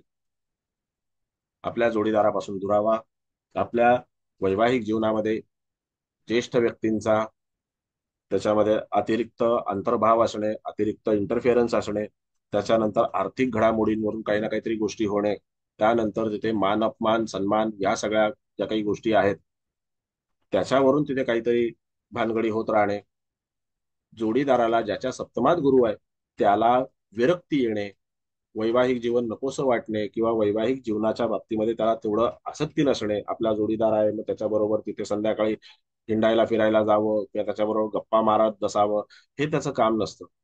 तो इतरांचे आशीर्वाद मिळवण्याकरता समाजामध्ये कार्यरत असेल, अनेक गोष्टींमध्ये कार्यरत असेल आणि तिथे त्याची वाहवा होईल, पण तो वैवाहिक जीवनासाठी कार्यरत नाही. हे त्याचं काम नाहीये गुरुचं. हा फरक आहे. आणि त्याच कारणामुळे तिथे तो त्याच्यामध्ये असा प्रसंग उद्भवला. आपण त्या प्रसंगाचं पूर्ण बिल जे आहे ते मंगळ आणि गुरुचे कॅरेक्टर्स माहिती नसल्यामुळे ओढलं कोणावरती, हर्षलवरती. हर्षल या गोष्टींसाठी कारणीभूत. आलं लक्षात गद्रे मॅडम? हो सर. असा तुम्ही एक मला असा विषय काढून द्याल ना, त्याच्यावरून मी तुम्हाला लांब लचक काही काही सांगत जाईल. ते एक विषय काढून द्या मला. बर, आणखीन पुढे राहुल मॅडम काय म्हणत होते तुम्ही? हा सर, मी विचारत होते की जे केतू, सॉरी केतू नाही, म्हणजे वक्री, आता वक्री ग्रह आपण बोललो ना वक्रीबद्दल, तर हम्म, तो ज्या वेळेला वक्री होतो किंवा मार्गी होतो, तर हम्म. तो मागच्या स्थानाला काही परिणाम करतो किंवा मार्गी होताना तो आहे त्या स्थानाला, म्हणजे काय, मला समजलं नाही तो काय म्हणजे कसं बरं. फळ देतो. जो ग्रह वक्री किंवा मार्गी आहे, बरोबर आहे, जो ग्रह वक्री किंवा मार्गी आहे तो 27 नक्षत्रांपैकी कुठल्या तरी एखाद्या नक्षत्रामध्ये असेल, बरोबर हो राहुल मॅडम? सर. हा, हो सर. हो हो. मला सांगा, तुम्ही सांगा की कुठल्या नक्षत्रात असेल, कुठल्याही नक्षत्रात सांगा, 27 पैकी कुठल्याही नक्षत्रात सांगा पटकन, एवढा वेळ सर, कशाला? शनी वक्री आहे तर तो आता शनी नाही, ग्रह किंवा सोडून द्या, फक्त मला ग्रह वक्री आहे ते कुठल्या नक्षत्रात आहे ते सांगा. नक्षत्र. अरे 27 नक्षत्र आहेत, एक नक्षत्र बोला पटकन. नक्षत्र समजा आता ते मूळ नक्षत्र असेल सर. कुठलं? मूळ मूळ नक्षत्र. नक्षत्र. बरं ठीक आहे, मूळ नक्षत्र म्हणजे धनुराशी आली, बरोबर? बरोबर सर. बरोबर, धनुराशी आली. आता दुसऱ्या कुणीही एखाद्याने ग्रह सांगा, दुसऱ्या कुणी एखाद्याने ग्रह सांगा, कुठला ग्रह वक्री पकडू आपण? मंगळ पकडूया, गुरु पकडूया, बोला सरोटे साहेब. मंगळ. मंगळ, बरं ठीक आहे. मंगळ हा आपल्याला मूळ नक्षत्रामध्ये वक्री आहे. आता त्या मूळ नक्षत्राचा तो चार्ट तुमच्या समोर ठेवा, तुमच्या डोळ्यासमोर चार्ट ठेवा. ते जे मूळ नक्षत्र आहे त्याला 4 चरण आहेत, बरोबर? त्या 4 चरणांचं मिळून ते मूळ नक्षत्र तयार झालेलं आहे. हे तुम्हाला त्या चार्ट मध्ये सगळ्यात खाली पश्चिम दिशेकडे दिसेल, बरोबर आहे? त्याच्यावरती तिथे य अक्षर लिहिलेलं आहे बघा. हो. आता ते जे मूळ नक्षत्र आहे त्या मूळ नक्षत्रामध्ये ज्या वेळेला मंगळ वक्री असेल त्यावेळेला तो ग्रह, मंगळ ग्रह जो आहे हा, समजा जर त्या मूळ नक्षत्राच्या 4थ्या चरणात असेल, कुठे असेल? 4थ्या चरणात असेल, आणि तो वक्री झाला, बरोबर आहे? मग जेव्हा तो ग्रह मूळ नक्षत्रात आहे त्यावेळेला तो वक्री न होता सुद्धा आणि वक्री होताना सुद्धा त्या मूळ नक्षत्रावरच परिणाम करणार, कारण तो आहे कुठे? मूळ नक्षत्रात आहे, बरोबर? मग जेव्हा तो ग्रह वक्री होत होत होत मूळ नक्षत्राच्या पहिल्या चरणामध्ये येईल, बरोबर आहे, पहिल्या चरणामध्ये येईल, तर त्यावेळेला ते पहिलं चरण जे आहे ना तिथे तो परिणाम करणार, म्हणजे त्या पूर्ण मूळ नक्षत्रावरती तो परिणाम करणार, त्या धनु राशीवरती तो परिणाम करणार. पण तोच ग्रह ते मूळ नक्षत्र पार करून जर ज्येष्ठा नक्षत्रामध्ये आला, जर ज्येष्ठा नक्षत्रामध्ये आला, तर ज्येष्ठा नक्षत्र हे कुठल्या राशीत येतं? वृश्चिक राशीत येतं. ज्येष्ठा नक्षत्र हे वृश्चिक राशीत येतं. समजा तो ज्येष्ठा नक्षत्राच्या 4थ्या चरणामध्ये आला, मागे मागे मागे मागे मागे मागे येत, तो 4थ्यातून 3ऱ्यात आला, म्हणजे मूळ नक्षत्राच्या 4थ्या चरणात होता, तिथून 3ऱ्या चरणात आला, 3ऱ्या चरणातून 2ऱ्या चरणात आला, 2ऱ्या चरणातून पहिल्या चरणात आला, आणि पहिल्या चरणातून मागे येत तो ज्येष्ठा नक्षत्रामध्ये आला आणि ज्येष्ठा नक्षत्राच्या 4थ्या चरणात आला. मग तिथे त्याचा मूळ नक्षत्राशी संबंध संपला, तो त्या मूळ नक्षत्रावरती किंवा त्या धनुराशीवरती कुठलाही परिणाम करणार नाही. मग त्याचे परिणाम कुठे आपल्याला मिळणार? तर ते आपल्याला त्या ज्येष्ठा नक्षत्रामध्ये प्रामुख्याने मिळणार. ज्येष्ठा नक्षत्र कुठे आहे? तर ज्येष्ठा नक्षत्र आहे वृश्चिक राशीमध्ये, तिथे त्याचे परिणाम आपल्याला मिळणार. आणि वृश्चिक राशी ही कशी तयार होते? विशाखा नक्षत्राचं 4थं चरण, अनुराधा नक्षत्राची 4 चरण, म्हणजे पूर्णपणे अनुराधा नक्षत्र आणि पूर्णपणे ज्येष्ठा नक्षत्र. मग आपण काय म्हणतो? जेव्हा बघा, जेव्हा तिथे ज्येष्ठा नक्षत्रामध्ये मंगळ वक्री झालेला आहे, तर आपण म्हणतो की तो समजा ज्येष्ठा नक्षत्रामध्ये तो त्याच्या 2ऱ्या किंवा 3ऱ्या चरणापर्यंत आला, वक्री होतो, तर आपण काय म्हणतो की पूर्ण वृश्चिक राशीवरती त्याचा परिणाम होतो. ठीक आहे, मान्य आहे की तो त्या पूर्ण वृश्चिक राशीवरती तो परिणाम करतो, कारण आपल्या कुंडलीमध्ये 12 घरांच्या ती वृश्चिक राशी लिहिलेली असते, त्याच्यामुळे तो वृश्चिकेत वक्री होतो, त्या राशीत वक्री होतोय ना, तर त्या राशीवरती तो परिणाम करणार. ज्या राशीत ग्रह वक्री होतो त्या राशीवरती ग्रह परिणाम 100% करणार. पण तो जास्तीत जास्त परिणाम कुठे करणार? ज्या नक्षत्रात वक्री झालेला आहे ना त्या नक्षत्रामध्ये करणार. त्या नक्षत्रात जर एखादा ग्रह असेल त्याच्यावरती तो अधिक परिणाम करणार, कारण तो त्याच्या युतीत येतोय. आता तो वक्री झालाय म्हणून काय त्याचे कॅरेक्टर सोडून वेगळे काहीतरी कॅरेक्टर्स अंगीकारतो, काहीतरी वेगळ्या प्रॉपर्टीज अंगीकारतो, स्वीकारतो आणि तो त्या ग्रहावरती परिणाम करतो का? तर तसं नाहीये. जे मंगळाचे गुणधर्म आहेत त्याच्यावरच तो परिणाम करणार. समजूया असं आपण की समजा एखाद्या जातकाचा, तर जसं तुम्ही म्हणालात एखाद्या जातकाचा आहे वृश्चिक लग्न आणि त्याच्या लग्नीच चंद्र आहे, वृश्चिक लग्न लग्नी चंद्र आहे आणि तो कुठे आहे? तर तो आहे ज्येष्ठा नक्षत्रामध्ये. बरोबर आहे. त्याचा लग्नबिंदू जो आपण असं म्हटलं की लग्नबिंदू हा अनुराधा नक्षत्रामध्ये, बरोबर. मग तिथे लग्नबिंदू जो आहे, लग्न कुठे स्थिर झालं? जेव्हा त्या जातकाचा जन्म झाला त्यावेळेला अनुराधा नक्षत्रामध्ये स्थिर झालं. लक्षात येते ना? काही डोक्यावरून जात नाही ना कुणाच्या? लक्षात येते ना सर्वांच्या? नाही लक्षात तर येत असेल तर विचारा. थोडं एक थोडं समजतं, थोडं थोडं म्हणजे एकदमच बघा, मला ना हे ते होतं. स्लो एकदम असं हळू हळू नाही सांग. नाही नाही, तसं काही नाही, फास्ट बरोबर आहे, तुमचं सांगताय ते बरोबर आहे, पण आमच्यासाठी जरा नवशिक्यांना थोडस हा, काही हरकत नाही मॅडम. एक लेक्चर तुम्ही 10 वेळा ऐका. ते तुम्हाला पाठवलेले लेक्चर आहे ते तुम्ही 10 वेळा ऐका, काही हरकत नाही. 100 वेळा ऐका, 10 हा वेळा सर. ऐका, पण समजून हम्म, घ्या. समजून घेणं हम्म, फार गरजेचं आहे. आपण ह्या भ्रमामध्ये नेहमी राहिलो ना, अरे बाबा मला कळलेलं आहे पहिल्याच वेळेला, संपला मग विषय. तसं नाही करायचं. आता आपण आपल्या मुद्द्याकडे येऊ की जर एखाद्या जातकाचं वृश्चिक लग्न आहे आणि त्याचं लग्न जे आहे त्या अनुराधा नक्षत्रामध्ये, लग्न लग्न म्हणजे काय? देह, हे तुम्हाला शिकवलेलं आहे, सांगितलेलं आहे. मुख्य स्थान देह. मग तो जो लग्न बिंदू आहे तो अनुराधा नक्षत्रामध्ये आणि त्याच्यानंतर मूळ नक्षत्रातून तिथे ज्येष्ठा नक्षत्रामध्ये त्या जातकाचा चंद्र आहे. वृश्चिक लग्न वृश्चिक राशी, आपण काय म्हणतो त्याला? वृश्चिक लग्न वृश्चिक राशी. मग त्याच्यामध्ये तिथे मूळ नक्षत्रातून म्हणजे त्या जातकाच्या धनस्थानातून गोचरीचा मंगळ, म्हणजे आकाशातून भ्रमण करणारा जो मंगळ आहे आत्ताचा, त्याला गोचर म्हणतो आपण. तो गोचरीचा मंगळ जर हळूहळू मागे येत असेल, तो वक्री होत असेल, वक्री होऊन मागे येतो ना ग्रह, तो वक्री होऊन मागे मागे मागे मागे येत असेल, तर तो ते मूळ नक्षत्र पार करून ज्येष्ठा नक्षत्रात आला तर त्याचा पहिला परिणाम कुणाला मिळणार? त्या चंद्रग्रहाला मिळणार. मग त्याने ते मूळ नक्षत्र सोडलं ना, त्याला त्याचा परिणाम मिळेल का? नाही मिळेल. जिथे तो नाहीच आहे तिथे त्याचा परिणाम मिळेल का? नाही मिळणार. बरोबर की नाही? समजा एखाद्या ठिकाणी कर्फ्यू लागलेला आहे आणि त्या कर्फ्यू मध्ये तिथे सगळ्याच ठिकाणी पोलीस काय आपल्या व्हॅन गाड्या उभे करून ठेवतात का? तर नाही. पोलीस गस्त घालत असतात. मग जेव्हा ते पोलीस गस्त घालतात त्यावेळेला ती पेट्रोलिंग करताना, गस्त घालताना तिथे जेव्हा तिथून पोलीस गाडी किंवा पायी पसार होतो, निघून जातो तिथून, त्यावेळेला त्याच्या मागे जे काही चाललेलं आहे ते त्याला दिसतं का? नाही. कारण तो त्याच्या पेट्रोलिंग मध्ये, त्याच्या कक्षेमध्ये जे जे येत आहे ते फक्त तो पाहतो. तसंच ग्रहांचं पण आहे. मग ग्रह जर समजा मूळ नक्षत्रातून मागे आला, तो ज्येष्ठामध्ये आला, त्या जातकाच्या लग्नी आला, मग तो पहिला परिणाम कोणाला करणार? तर त्या चंद्राला करणार, ज्येष्ठा नक्षत्रामध्ये आहे म्हणून. आणि नंतर कुणाला परिणाम करणार? तर त्या अनुराधा नक्षत्रातल्या लग्न बिंदूला करणार. म्हणजे त्याच्या लग्नाला पण आणि त्याच्या चंद्राला पण, दोन्हीला पण त्या मंगळाने काय केलं?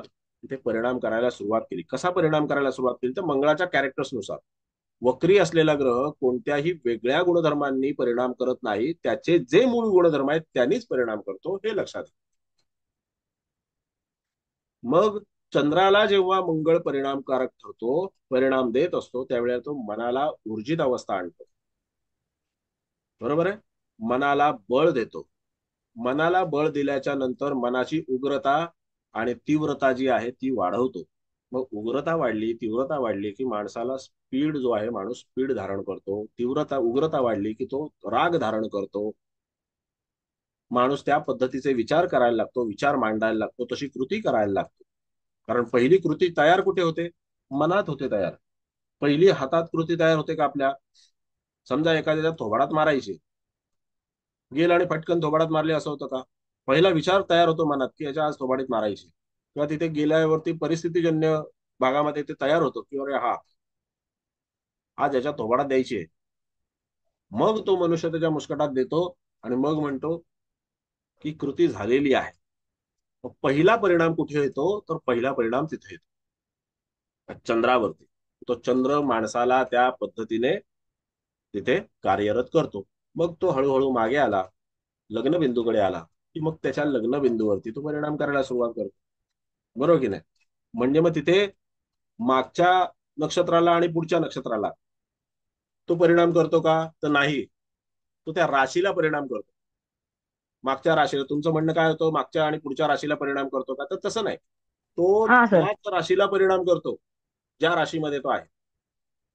आणि जर आपण आणखीन खोलात जाऊन विचार करण्याचा आणि अभ्यास करण्याचा प्रयत्न केला तर आपल्याला आढळतं की तो त्या नक्षत्रात आहे ना, तिथे तो जास्ती परिणाम करणार आहे. समजा ज्येष्ठ नक्षत्रामध्ये कुठलाच ग्रह नसता, त्याचा चंद्रही नसता आणि लग्नबिंदूही नसता, लग्नबिंदू आणि चंद्रबिंदू दोन्हीही अनुराधा नक्षत्रामध्ये असते, तर त्याचा परिणाम त्या चंद्राला आणि लग्नबिंदूला झाला असता, परंतु तेवढ्या मोठ्या प्रमाणात झाला नसता. बरोबर आहे की नाही? म्हणजे पाऊस तर पडतोय, पण तुमच्याकडे छत्री आहे म्हणून तुम्ही थोडेसे वाचाल, असा परिणाम होतो. कारण तो त्या एका राशीत आला ना शेवटी. तुमचं 10 खोल्यांचं जरी घर असेल तरी सुद्धा जर 4 लोकांमध्ये, घरात 4 लोक राहत आहेत, त्या चारीच्या चारी लोकांमध्ये जर समजा वाद विवाद असतील, भांडण तंटे असतील, तर त्या 10 घरांच्या खोलीमध्ये सुद्धा ते विभक्त राहू शकत नाहीत. कधी ना कधीतरी एकमेकाचा सामना होतो, रोज होतो, काही ना काहीतरी कारणास्तव होतो आणि तिथे वादंग तयार होतो. कारण ते एका घरात एका राशीत राहत आहेत ना, म्हणून म्हणून असं म्हणून चालणार नाही की नाही त्याचा काहीच परिणाम होणार नाही. तो त्याच्या रूम मध्ये बंद आहे, मी माझ्या रूम मध्ये बंद आहे, कधीतरी याल समोर, तेव्हा होणारच परिणाम.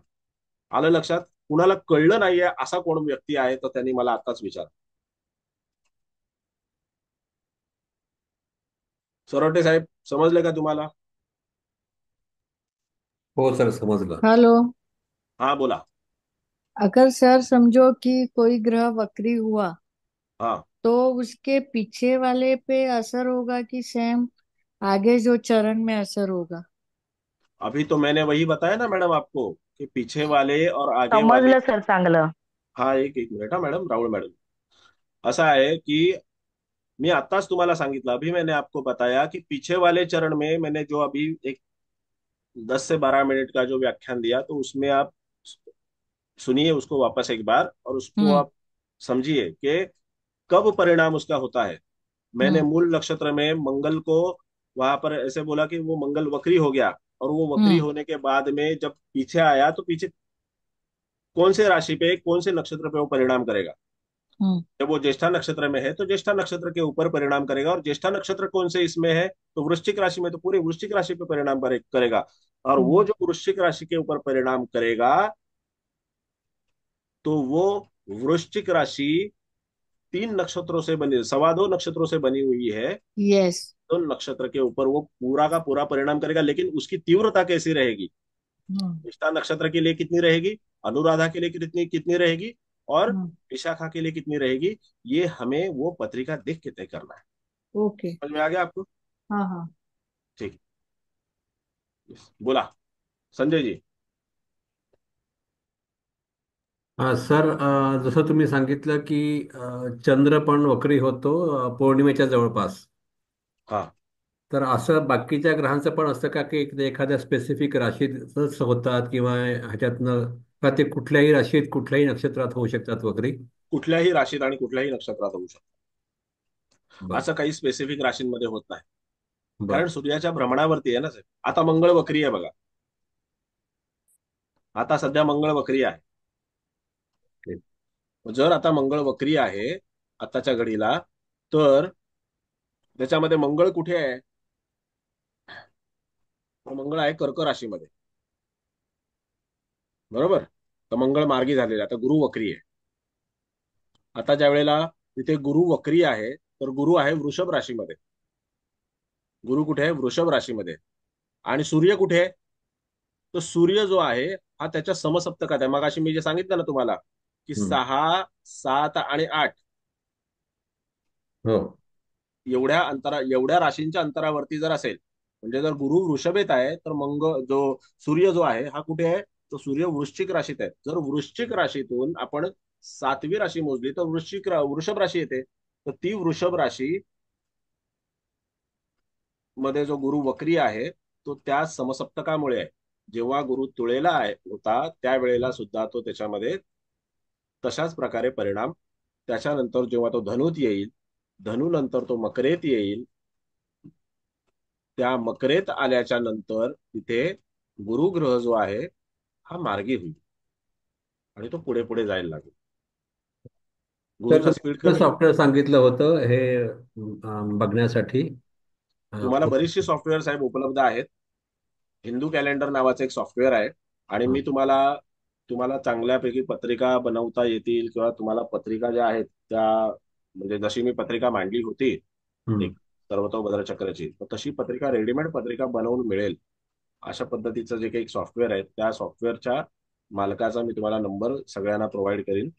बर. तर ते तुम्ही सॉफ्टवेअर त्यांच्याकडून घ्या.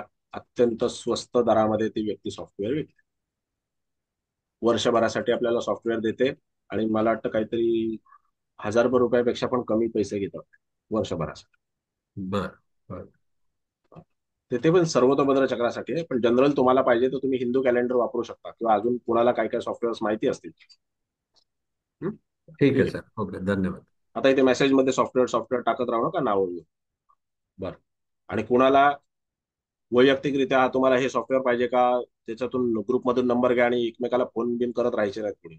मला जर तक्रार आली तर मग इथे मी लेक्चरमध्ये काहीतरी बोलून टाकेन. तसं कुणी करू नका. याला त्याला हे करून नो मार्केटिंग. बर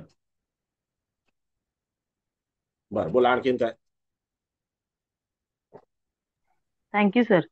येस, बोला बोला.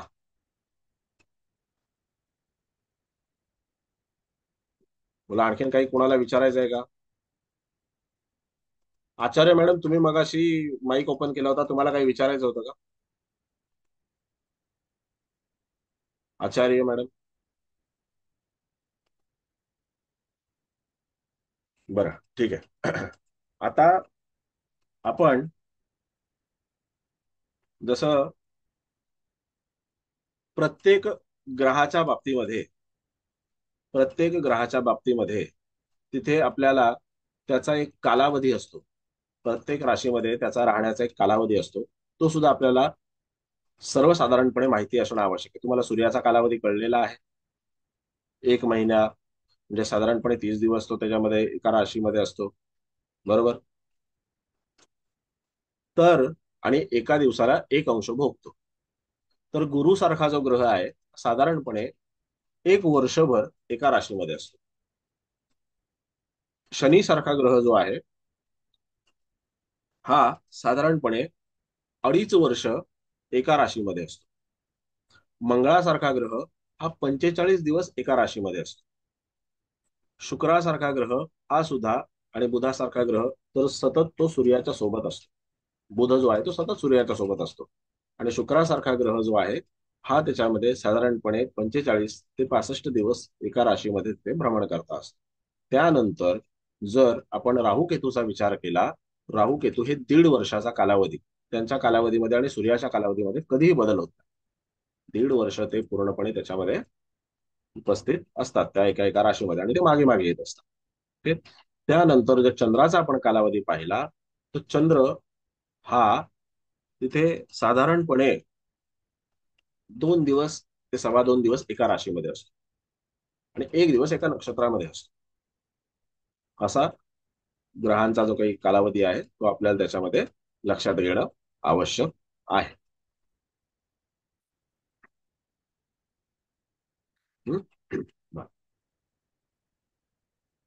पुस्तके साहेब, तामसेकर साहेब, तुम्हाला काय कळलेलं नाही किंवा काय असं काय कुणाला कळलं नसेल तर आता विचारा. ज्या वेळेला मग मी ग्रह राशींचं विवेचन सुरू करेन त्यावेळेला हे बेसिकचे प्रश्न नका घेऊन येऊ. म्हणून सांगतोय पहिला विचारा काय असेल तर. चांगलं समजलंय. धन्यवाद. बर, आता आपल्याला पाहायचं आहे की ग्रह आणि ग्रहांची मैत्री.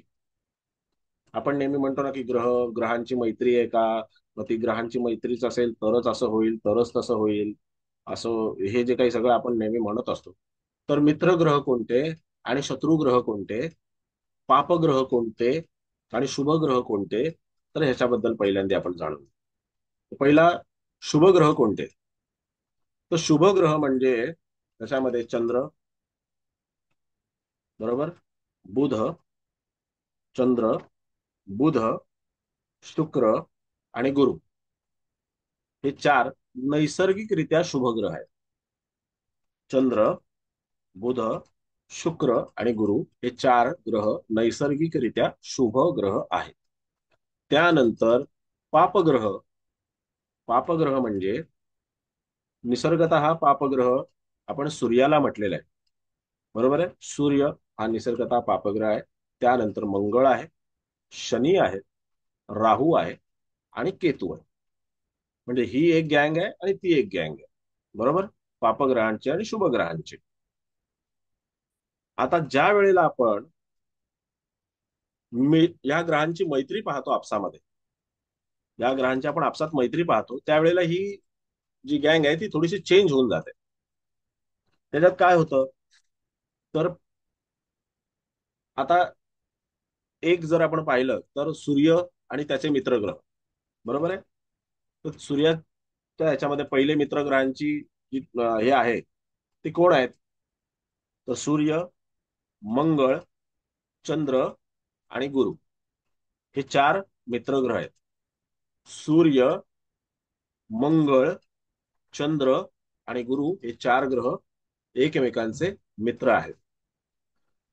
त्यानंतर बुध, शुक्र, बघा हा बुध, शुक्र, शनी आणि राहू हे 4 ग्रह एकमेकांचे मित्र आहेत. बुध, शुक्र, शनी आणि राहू हे 4 एकमेकांचे मित्र आहेत. आणि त्यामध्ये केतू राहिला तर केतू ह्या सूर्याच्या पण गँगमध्ये नाही आणि तिथं तो शनीच्याही गँगमध्ये, तो दोघांच्याही इथे नाहीये. त्याच्यामुळे तिथे केतूला इथे पापग्रह म्हणता येतं, पण यांच्यामध्ये तो मित्रग्रह म्हणून सामावून घेता येत नाही त्याला. बरोबर. त्यानंतर जर समजा आपण थोडासा आणखीन पुढे जाऊन विचार केला तर सूर्याला पापग्रह आपण नेहमी म्हणतो, पण निसर्गतः जेव्हा सूर्य आपण कुंडलीमध्ये मांडतो त्यावेळेला त्याला पापग्रह म्हणून त्याचा विचार करतो का तर आपण त्याचा पापग्रह म्हणून विचार करत नाही. त्याचा आपण शुभग्रह म्हणूनच विचार करतो. कारण त्याचं असं आहे की जे फळ गुरु सारखा शुभग्रह देऊ शकतो, गुरु हा बलाढ्य शुभग्रह आहे, आणि जर गुरु सारखा बलाढ्य शुभग्रह एखादं फळ देऊ शकतो तसंच फळ सूर्य देखील देऊ शकतो, एवढी सूर्याची क्षमता आहे. पण त्याचे मार्ग आणि त्याच्या प्रॉपर्टीज आणि त्याचे कॅरेक्टर्स भिन्न आहेत. बरोबर आहे. जसं आपण एखाद्याला म्हटलं ना की तुझ्या भाग्यामध्ये गुरु आहे, खूप छान, तुझं भाग्य अतिशय उत्तम होईल, नक्की होईल, काही डाऊट नाही. कारण गुरु जर त्या भाग्यस्थानामध्ये आहे तर कधी ना कधीतरी त्याचं भाग्य उदयास येणार हे निश्चित. पण जर तिथे सूर्यासारखा ग्रह असेल तर तो सुद्धा त्याचं भाग्य उदयास आणू शकतो, कारण तो राजा आहे. गुरु गुरु आहे तर सूर्य पण राजा आहे. सूर्य सुद्धा भाग्य उत्तम रीतीने उदयास आणू शकतो आणि त्या जातकाला त्याच्यामध्ये भाग्योदय घडवून देऊ शकतो. हे आपल्याला लक्षात घेणं आवश्यक आहे. म्हणून केवळ एखादा ग्रह आपण पापग्रह म्हणून, आता हे बेसिक मध्ये आहे, हे तुम्हाला माहिती असलं पाहिजे, म्हणून त्याचा वापर प्रत्येक वेळेला प्रिडिक्शन मध्ये तंतोतंत होईलच असं नसतं. म्हणून काही संकल्पना ज्या त्या ज्या मी तुम्हाला शिकवल्या त्या संकल्पना अशा शिकवल्या की तुम्ही त्याचा वापर कुठे कशा पद्धतीने केला पाहिजे. नाहीतर आपण काय करतो, कायमस्वरूपी त्याला म्हणतो की हा पापग्रह आहे, हा दशमात आहे पापग्रह आहे, हा लग्नात आहे पापग्रह आहे, हा धनात आहे पापग्रह आहे. नाही, सूर्यासारखा ग्रह जरी आपण त्याला पापग्रह म्हणत असलो तरी त्याचे जे फलादेश आहेत ते फार वेगळे आहेत, उत्तम फलादेश आहेत. आणि ज्या वेळेला आपण असं म्हणतो की ग्रहांची मैत्री, बघा ग्रहांची मैत्री, आता ही पण संकल्पना इथे क्लिअर करणं फार गरजेचं आहे की ग्रहांची मैत्री जर असेल तर त्या ग्रहांच्या मैत्रीमध्ये काही नुकसान होत नाही. हाही साफ चुकीचा पसरवलेला समज आहे. मगाशीच आपण आता ज्याच्यावरती आपण तिथे साधारणपणे अर्धा पाऊण तास मला वाटतं चर्चा केली, मंगळ आणि गुरु याच्यावरती जेव्हा आपण काही चर्चा केली त्या चर्चेमध्ये मंगळ आणि गुरु हे मित्रग्रह तर आहेत एकमेकांचे. बरोबर. पण जर हे दोन एकमेकांचे मित्रग्रह आहेत तर तिथे मंगळ आपल्या 8व्या दृष्टीने गुरुला हानी कशी काय करेल? पण इथे तर झालेली आहे हानी, नाही का? मग इथेच आपल्याला कळतं की ही जी काही मैत्री आपण म्हणतो, ह्या ग्रहांची मैत्री त्या ग्रहांची मैत्री, तर ती मैत्री केवळ आणि केवळ आपल्याला एका जुजबी ज्ञानासाठी ठीक आहे. मित्रग्रह कोण? तर सूर्य, चंद्र, मंगळ, गुरु हे मित्रग्रह आहेत, एकमेकांचे मित्रग्रह आहेत. दुसऱ्या गँग मधले मित्रग्रह कोण? शनी, शुक्र, बुध, राहू हे मित्रग्रह आहेत. पण ज्या वेळेला आपण मूळ पत्रिका वाचन करण्याचा प्रयत्न करतो त्यावेळेला हा नियम किंवा हा फंडा जो आहे हा आपल्याला तेवढ्या मोठ्या प्रमाणात वापरता येत नाही. कारण तिथे ग्रह नेहमी आपल्या वैयक्तिक गुणधर्मानुसार जातकाच्या पत्रिकेमध्ये, प्रत्येक जातकाच्या पत्रिकेमध्ये कार्यरत होत असतो. त्याच्यामुळे तो तिथे, तुम्ही हा मित्र आहे, तो मित्र आहे म्हणून तो त्याला त्रास देणार नाही. आता उद्याला एखाद्याच्या पत्रिकेमध्ये तिथे शनी राहूची युती असेल, ते दोन्ही मित्रग्रह आहेत असं आपण जर म्हटलं, साप चूक ठरेल. तो तर जातक अडचणीत आहे, पण तो जर अडचणीत आहे तर त्याचं कारण काय आहे? मग हे मित्रग्रह आहेत तर मग एकमेकांना त्रास का देत आहेत? म्हणून ही जी काही मित्रग्रहांची संकल्पना आहे ही आपल्याला नीट लक्षात घेणं गरजेचं आहे की ही जुजबी तुम्हाला माहिती आहे, ठीक आहे इथपर्यंत.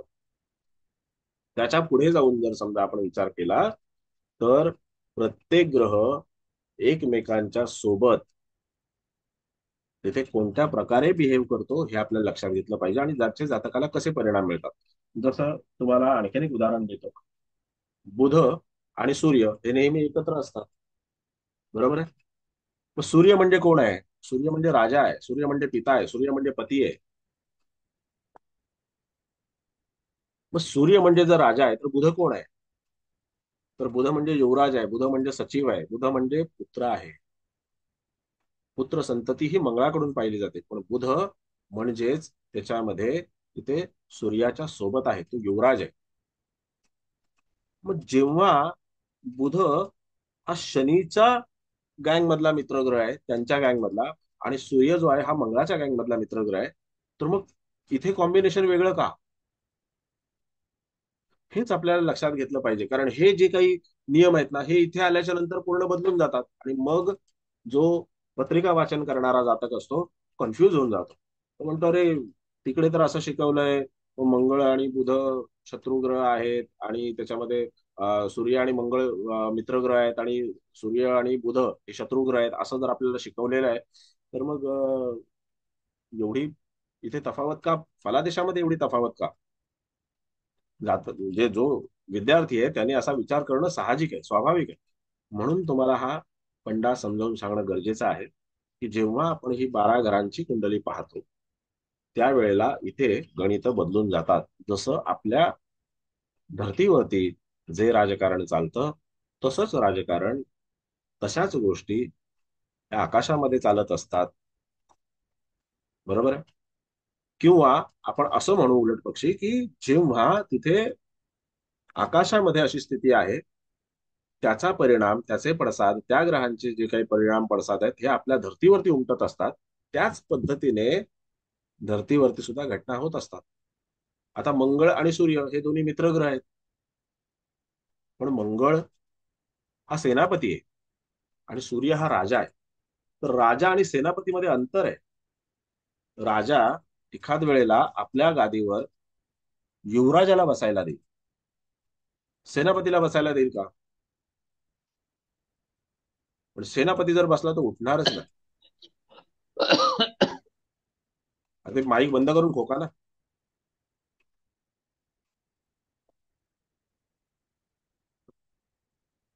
ठीक आहे, बरं. आता याच्याबद्दल कोणाला काही प्रश्न आहेत?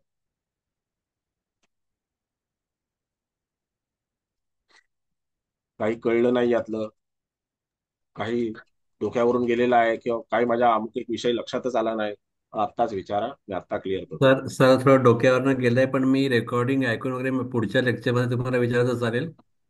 चालेल, मला काही हरकत नाही. पण आता तुम्हाला काय मुद्दा समजला नाही ते फक्त मला सांगा. मी मित्र सर ग्रह. ते म्हणजे जे मित्र ऍक्च्युली जेव्हा सांगितलं आपण की गुरु आणि मंगळ मित्र ग्रह आहेत, तर माझ्या मनात पहिला तोच विचार आला होता की आता आपण जे बोललो की आठव्या दृष्टीमध्ये जर का गुरु आहे तर तो होणार नाही असं. तर म्हणजे कधी ते मित्र आहे कधी ते नाही आहे, हे जे आहे ते थोडंसं नाही क्लिअर झालं, कळलं नाही ते कसं काय. एक्झॅक्टली, म्हणून म्हणून मी तुम्हाला सांगितलं की जसं आपल्या धर्तीवरती राजकारण असतं, आता हम्म, एका पक्षात सगळे लोक आहेत, बरोबर आहे. हम्म, हम्म. सगळेच लोक एकमेकांचे मित्र आहेत का? नाही. बरोबर आहे. हम्म. कदाचित दुसऱ्या पक्षातले लोक पण एकमेकांचे मित्र असतात. हो. असतात ना. तसंच आकाशामध्ये सुद्धा आहे. म्हणजे आकाशामध्ये जे आहे तेच धर्तीवरती आहे, असं आहे. अच्छा, म्हणजे वेगवेगळ्या सिच्युएशन मध्ये कुणी मित्र असणार कुणी शत्रू असणार असं. करेक्ट आहे. Correct okay. आहे. आणि त्याचे काही नियम ठरलेले आहेत. आपल्याकडे अनेक गोष्टी नियमबाह्य होतात, पण तिथे काही नियम ठरलेले आहेत. जसं उदाहरणार्थ तुम्हाला सांगतो, एखाद्या पत्रिकेमध्ये तिथे जर मंगळ आणि गुरु हे ग्रह, तुम्हाला जसं मगाशी सांगितलं की मंगळ सप्तमात आहे, गुरु धनात आहे, आता हे दोन मित्र ग्रह आहेत, किंवा आपण एकत्र पकडू ते, चला. हम्म. मंगळ पण एका घरात, कुठल्या घरात पकडू तुम्ही सांगा? तिसऱ्या. बरं, ठीक आहे. ओके. मंगळ जर समजा तिसऱ्या घरामध्ये असेल आणि गुरु सुद्धा तिसऱ्या घरामध्ये असेल, आता इथे आपण राशी लक्षात घेतले का? मी तुम्हाला लग्न विचारलं नाही, राशी विचारली नाही, मी हो. फक्त तिसऱ्या घराबद्दल सांगतो. हो. आता हे दोनही मित्र ग्रह आहेत, पण तिथे माणसाचा स्वभाव कसा असेल किंवा माणसाच्या जीवनामध्ये काही घटनांचे पडसाद कसे उमटतील, तर हा जो जातक आहे हा आपल्या आजूबाजूच्या परिसरामध्ये उगाचच ज्ञान वाटत फिरणारा, उगाचच लोकांना काही गोष्टी शिकवू पाहणारा, आणि त्याच्यामुळे इतरांचा रोष आणि कधी कधी इतरांचं प्रेम आणि कधी कधी इतरांचा पाठिंबा आणि कधी कधी इतरांचा विरोध आपल्यावर ओढावून घेणारा असतो. असं पाहिलंय का जातक तुम्ही कधी? उगाच सगळ्यांना शिस्त लावण्याचं काम करणारा. आणि अशा जातकाच्या जीवनामध्ये एक तर तो आपल्या भावंडांसाठी पहिल्यांदा चांगल्यापैकी खपतो आणि त्यांचं जीवन बनवतो आणि नंतर स्वतःही उत्तम रीतीने उभा राहतो, पण त्याच्यामध्ये त्याचा वेळ आणि पैसा हा भरपूर खर्च करतो. अशा पद्धतीचा जो जातक आहे तो त्याच्यामध्ये तिथे तुम्हाला हे दोन मित्रग्रह आहेत, पण जेव्हा एकत्र असतील ना त्यावेळेला तिथे त्यांची जी काही, आता पराक्रमस्थाने भावंडांचं आहे, शेजाऱ्यांचं आहे, प्रवासाचा आहे, म्हणून आपण अशा पद्धतीने विचार केला. प्रवासामध्ये काय घटेल त्याच्यासोबत? तर प्रवासामध्ये काही गोष्टी ज्या आहेत त्या कशा होतील, तर प्रवास हे त्याचे जास्तीत जास्त खर्चिक असतील. लाविश प्रवास करणं, चांगल्या चांगल्या ठिकाणी जाऊन प्रवास करणं, राहणं, अगदी छोट्या छोट्या ठिकाणी जाताना सुद्धा तिथे मोठी गाडी वापरणं, अशा पद्धतीचं जे काही त्याचं बिहेवियर असेल ते असेल की मी काहीतरी आहे हे दाखवण्याचा प्रयत्न करणं. गुरु मंगळाच्या युतीमध्ये नेहमी मनुष्य मी काहीतरी आहे, माझ्याकडे अटेन्शन द्या, कारण मंगळाचं कामच आहे माझ्याकडे अटेन्शन द्या, ओके. मला सलाम करा. आणि गुरुचं काम आहे मला वाकून नमस्कार करा. तर हे दोन ग्रह ज्या वेळेला असे एकत्र असतात ना त्यावेळेला माणसाकडे ह्या दोन्ही गोष्टी तयार होतात. मग भाऊ कधी कधी विरोधात जातात आणि ते पैशाच्या साठी विरोधात जातात. भावंड, भाऊ म्हणजे भावंड, हम्म, हम्म. जमीन जुमला पैसा याच्यासाठी विरोधात जातात. अशा पद्धतीच्या गोष्टी ज्या आहेत त्या तुम्हाला तिथे पाहायला मिळतील. आता इथे आपण राशी विचारात नाही घेतली, पण फक्त स्थान आणि ग्रह विचारात घेतले.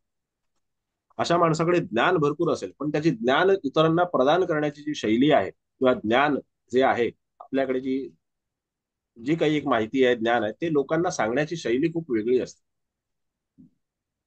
तो म्हणजे बुधासारखं नाही सांगणार सर्वसामान्यपणे, गप्पा मारत मारत तसं नाही सांगणार. तो लोकांना दटावून सांगेल. तो सांगताना असंही म्हणेल, मी सांगतोय ना तर माझ्याकडे बघ.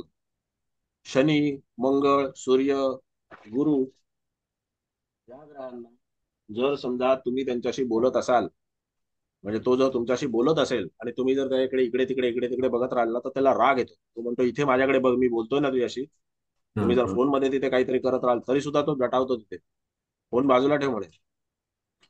ही ग्रहांची शैली आहे आणि ग्रह त्याच पद्धतीने वागतो. शनी सारखा ग्रह पुढच्या वेळेस तो तर वॉर्निंगच देऊन टाकेल, पुढच्या वेळेला मी बोलणार नाही, काही सांगणार नाही, मग तक्रार करू नये. मंगळ फोनच हातातून घेऊन फेकून देईल, सूर्य वॉर्निंग देईल, असं आहे. ओके. मग ही जे काही ग्रहांचे कॅरेक्टर्स आहेत ना, मग तुम्हाला इथे पाहिलं पाहिजे की ज्या वेळेला आपण म्हणतो की हा मित्रग्रह आहे, म्हणजे हे तुम्हाला क्लिअर झालं पाहिजे ना, याच्याकरता मी हा मुद्दा सांगितला. नाहीतर तिथे 100 पुस्तकांमध्ये तुम्हाला लिहून मिळेल हे मित्रग्रह आहेत, हे शत्रुग्रह आहेत, बरोबर की नाही, हे पापग्रह आहेत, हे शुभग्रह आहेत, हे 100 पुस्तकांमध्ये लिहून मिळेल. पण ते जेव्हा एकत्र येतात त्यावेळेला त्यांचे परिणाम एकमेकांसाठी खरोखर योग्य असतात का, तर तिथे खरोखर ते योग्य नसतात. ते त्या पत्रिकेनुसार आपल्याला अभ्यासाला लागतात. जसं आता तुम्ही पराक्रम स्थानामध्ये मंगळ गुरुची युती सांगितली, माणूस पराक्रमी तर असेल आणि त्याच्या पराक्रमाला, आता इथे बेनिफिट काय की तो पराक्रमी आहे, पण त्याच्या पराक्रमाला तिथे तिथे सपोर्ट करणारा गुरु सारखा ग्रह तिथे आहे. गुरु त्याला सांगतो तू काही काळजी करू नको, तू काम कर, तुला यश कसं द्यायचं मी पाहतो. हा एक त्याच्यामध्ये भाग आहे. हे आपल्याला कधी कळतं, ज्या वेळेला आपण अनेक पत्रिका अभ्यासतो, अनेक पत्रिका, अनेक जीवनी अभ्यासतो, त्यावेळेला आपल्याला कळतं की ह्या जीवनामध्ये काय काय घडलेलं आहे, त्या जीवनामध्ये काय काय घडलेलं आहे. म्हणून पत्रिका वाचन करणं म्हणजे एखाद्याचं जीवन वाचणं आहे. आणि एखाद्याचं जेव्हा आपण जीवन वाचत असतो तर त्यावेळेला त्या ग्रहांचे नियम, ज्योतिषशास्त्रामध्ये साहेब असा आहे की 12 ग्रह, 12 ग्रह, 12 स्थानं आणि 9 ग्रह आहेत, याच्यावरती आपण पूर्णपणे एखाद्या माणसाच्या जीवनाचा नकाशा वाचत असतो, त्याचं जीवन पूर्णपणे वाचण्याचा प्रयत्न करतो, कमीत कमी त्याच्या जवळ तरी जाण्याचा प्रयत्न करत असतो. हा प्रयत्न आपल्याला केव्हा जमतो, तिथे काही असं काही अक्षरांमध्ये लिहिलेलं असतं का, याच्या जीवनात असं झालंय, आपल्याला काय असं चित्रपट समोर येतो का, तर नाही. पुस्तक समोर येतं का, तर नाही. हा आपल्याला कयास लावायचा असतो, आपल्याला तर्क लावायचा असतो, आणि त्या तर्कानुसार आपण पुढे जात असतो.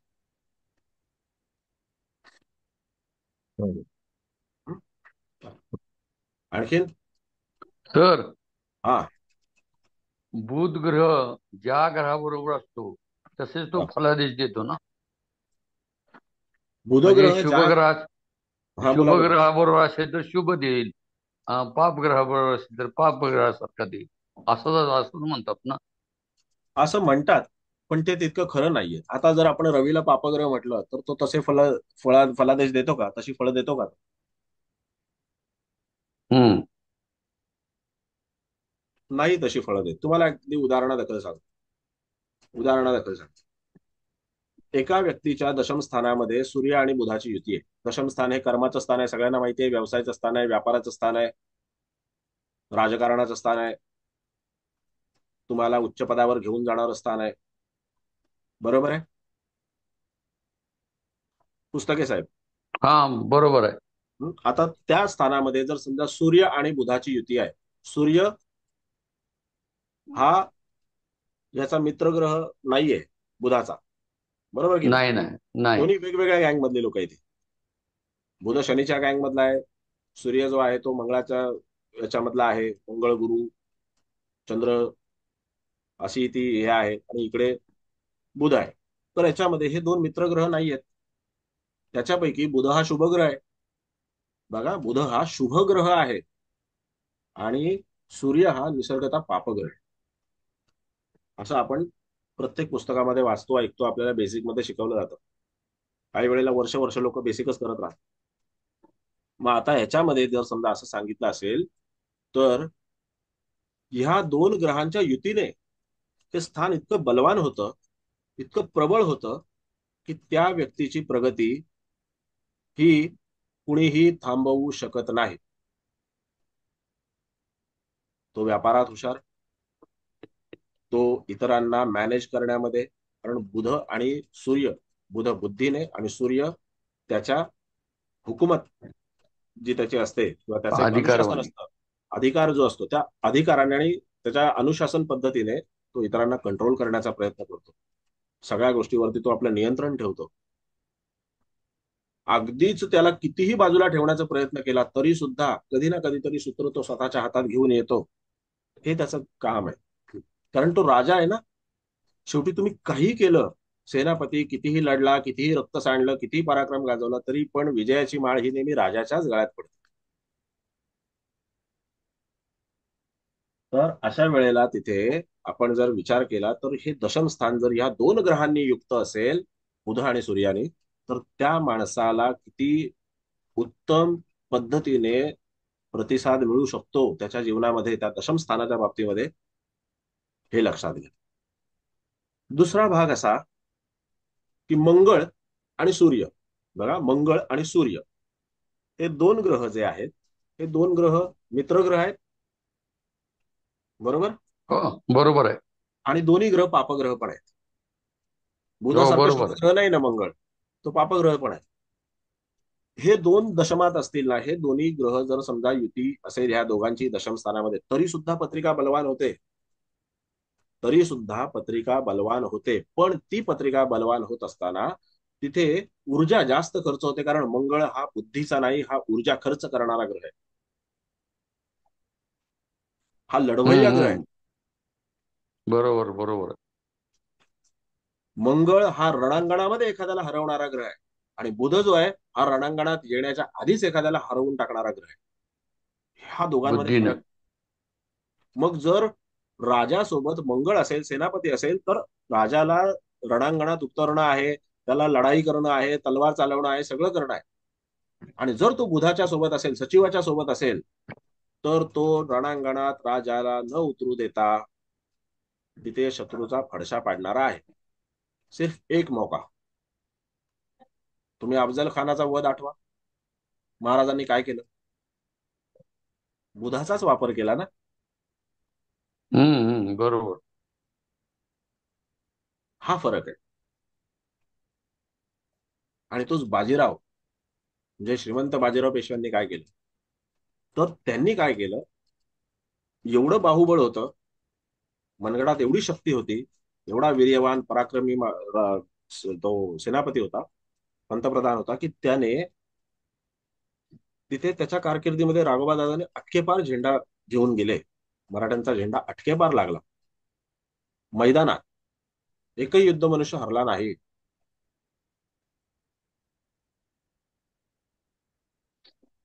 40 युद्ध खायची गोष्ट नाही. हे आपल्याला लक्षात घेतलं पाहिजे की मंगळ आपल्याला काय देऊ शकतो आणि बुध आपल्याला काय देऊ शकतो. यस यस, बरोबर आलं. लक्षात आलं आता माझ्या. मी आपलं तेच धरून चाललो होतो. बर, आणखीन कुणाला काय विचारायचंय, बोलायचंय?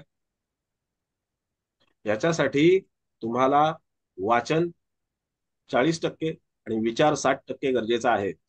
नुसतं पुस्तकाची पानं खात बसू नका, आणि नुसतं कानाने ऐकून 100 व्हिडिओ हो. ऐका किंवा 100 वेळा एक व्हिडिओ ऐका, कानाने ऐकून तुम्ही तिथे पाठांतर करत बसू नका. विचार करायला शिक. विचार करा. पत्रिका बघताना ना पोलिसासारखे बघा, एक मुद्दा नाही सुटला पाहिजे त्यातला. आणि सांगताना वकिलासारखे सांगा. ज्याला सांगाल त्याला पटलीच पाहिजे. तंतोतंत व्यवस्थित मुद्दे मांडले पाहिजे. बोला.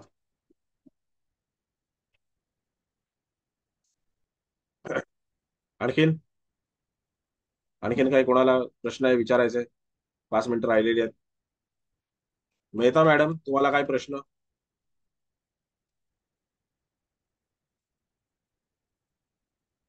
मी लोक असे गप्प बसताना मला वाटतं तुम्ही ते डिव्हाइस सोडून दुसरीकडे कुठेतरी गेलेले आहेत. बरं, बोला.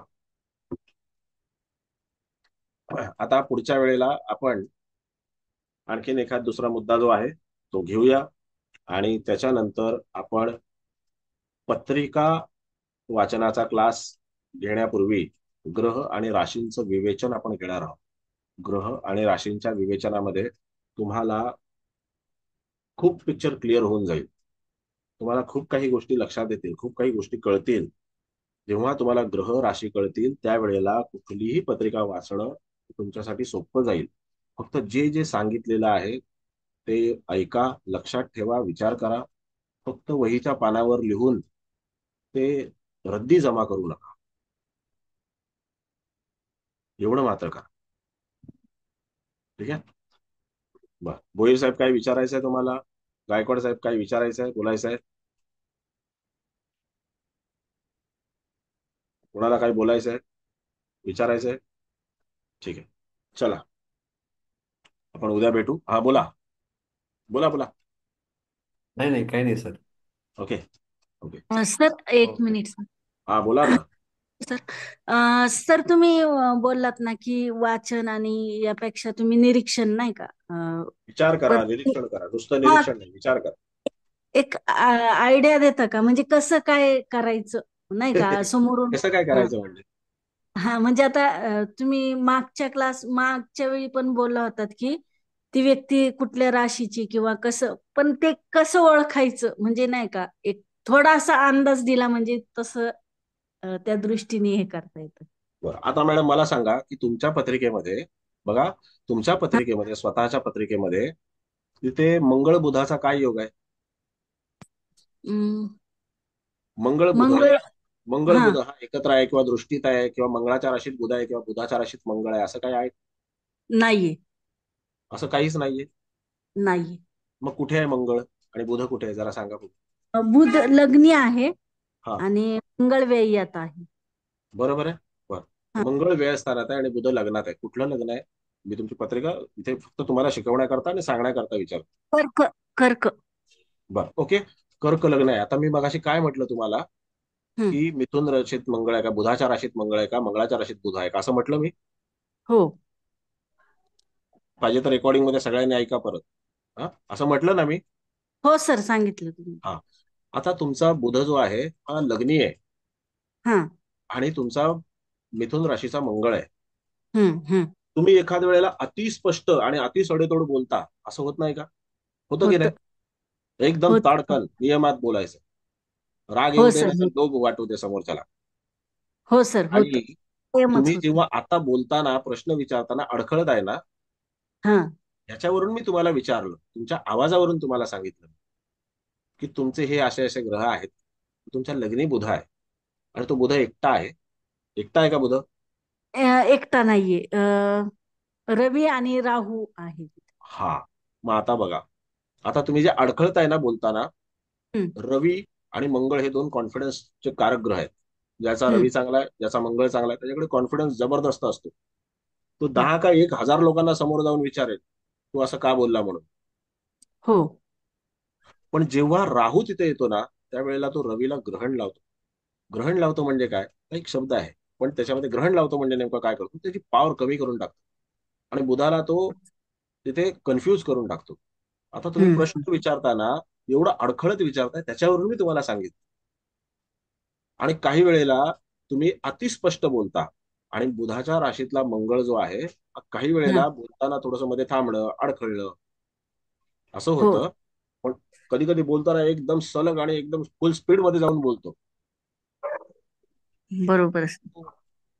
ग्रहांचा परिणाम आहे ना, हा आपल्यावरती होत असतो. याला म्हणतात निरीक्षण. हम्म. प्रश्न विचारतानाच मी तुमचं निरीक्षण केलं. निरीक्षण करण्यासाठी अशी काही स्पेसिफिक वेळ नसते, ह्याच्यामध्येच आपल्याला त्याचं निरीक्षण केलं पाहिजे. अच्छा अच्छा माणूस ठीक चालताना आहे. पण निरीक्षण करू शकतो, बोलताना पण निरीक्षण करू शकतो. आता तुम्ही तिकडे त्या काही किलोमीटर लांब बसलेला आहात, मी इथे आहे, फक्त मला तुमचा आवाज कळतोय. हम्म. हं? मग तो जो आवाज ऐकू येतोय त्याच्यावरून मी तुम्हाला सांगितलं, ह्याला म्हणतात निरीक्षण. मग आता हे निरीक्षण केल्याच्या नंतर क्षणात त्याच्यावरती विचार करणं आणि क्षणात त्याच्यावरती तुम्हाला उत्तर देणं, व्यक्त होणं, हे तुम्हाला अनुभवाने जमेल. अशाच पद्धतीने वाचन करायचं आणि त्याच्यावरती विचार करायचा. तुम्ही अख्खा रात्रभर पुस्तक वाचत राहिलात आणि सकाळी उठून त्यातलं काय 10व्या पानावरती काय होतं आणि 800व्या पानावरती काय होतं, कशाचा कशाला काही ताळमेळ नाही, माहितीच नाही. हो तसं नाही. सर 8च बरोबर. पानं वाचा, पण अशी वाचा की पूर्ण पुस्तक वाचल्यासारखी वाचा. Okay okay, okay. हो सर क्लिअर? समजलं. हम्म. येस. हा, सर नमस्कार. नमस्ते मॅडम. आवाज येतो सर? येतोय ना? हा हा. सर आज तुम्ही इतकं सुंदर शिकवलं आणि हे तुम्ही जी शिकवलं होतं का उदाहरणं सुंदर वगैरे मॅडम? देता ना, त्याने इतकं सगळं विषय इतका स्पष्ट समजतो ना सगळा. येस. खरंच मी पहिल्यांदा तुमचं हे लेक्चर जॉईन केलेलं आहे, म्हणजे क्लास. हा, पण खूप गोष्टी क्लिअर झाल्या त्यामुळे. आणि आज तुम्ही जे वक्री आणि स्तंभी ग्रहांचं जे सांगितलं ना, हा तर ते खूपच सुंदररित्या सांगितलं, त्यामुळे अगदी लक्षात आलं चांगलं. धन्यवाद सर. धन्यवाद मॅडम, तुमचे पण धन्यवाद. चला, जय श्रीराम. जय श्रीराम. Good night sir. जय श्रीराम. जय श्रीराम सर. जय श्रीराम. धन्यवाद जय sir. Shriram sir. Thank you sir. जय श्रीराम. जय जय श्रीराम. श्रीराम. सर. धन्यवाद सर.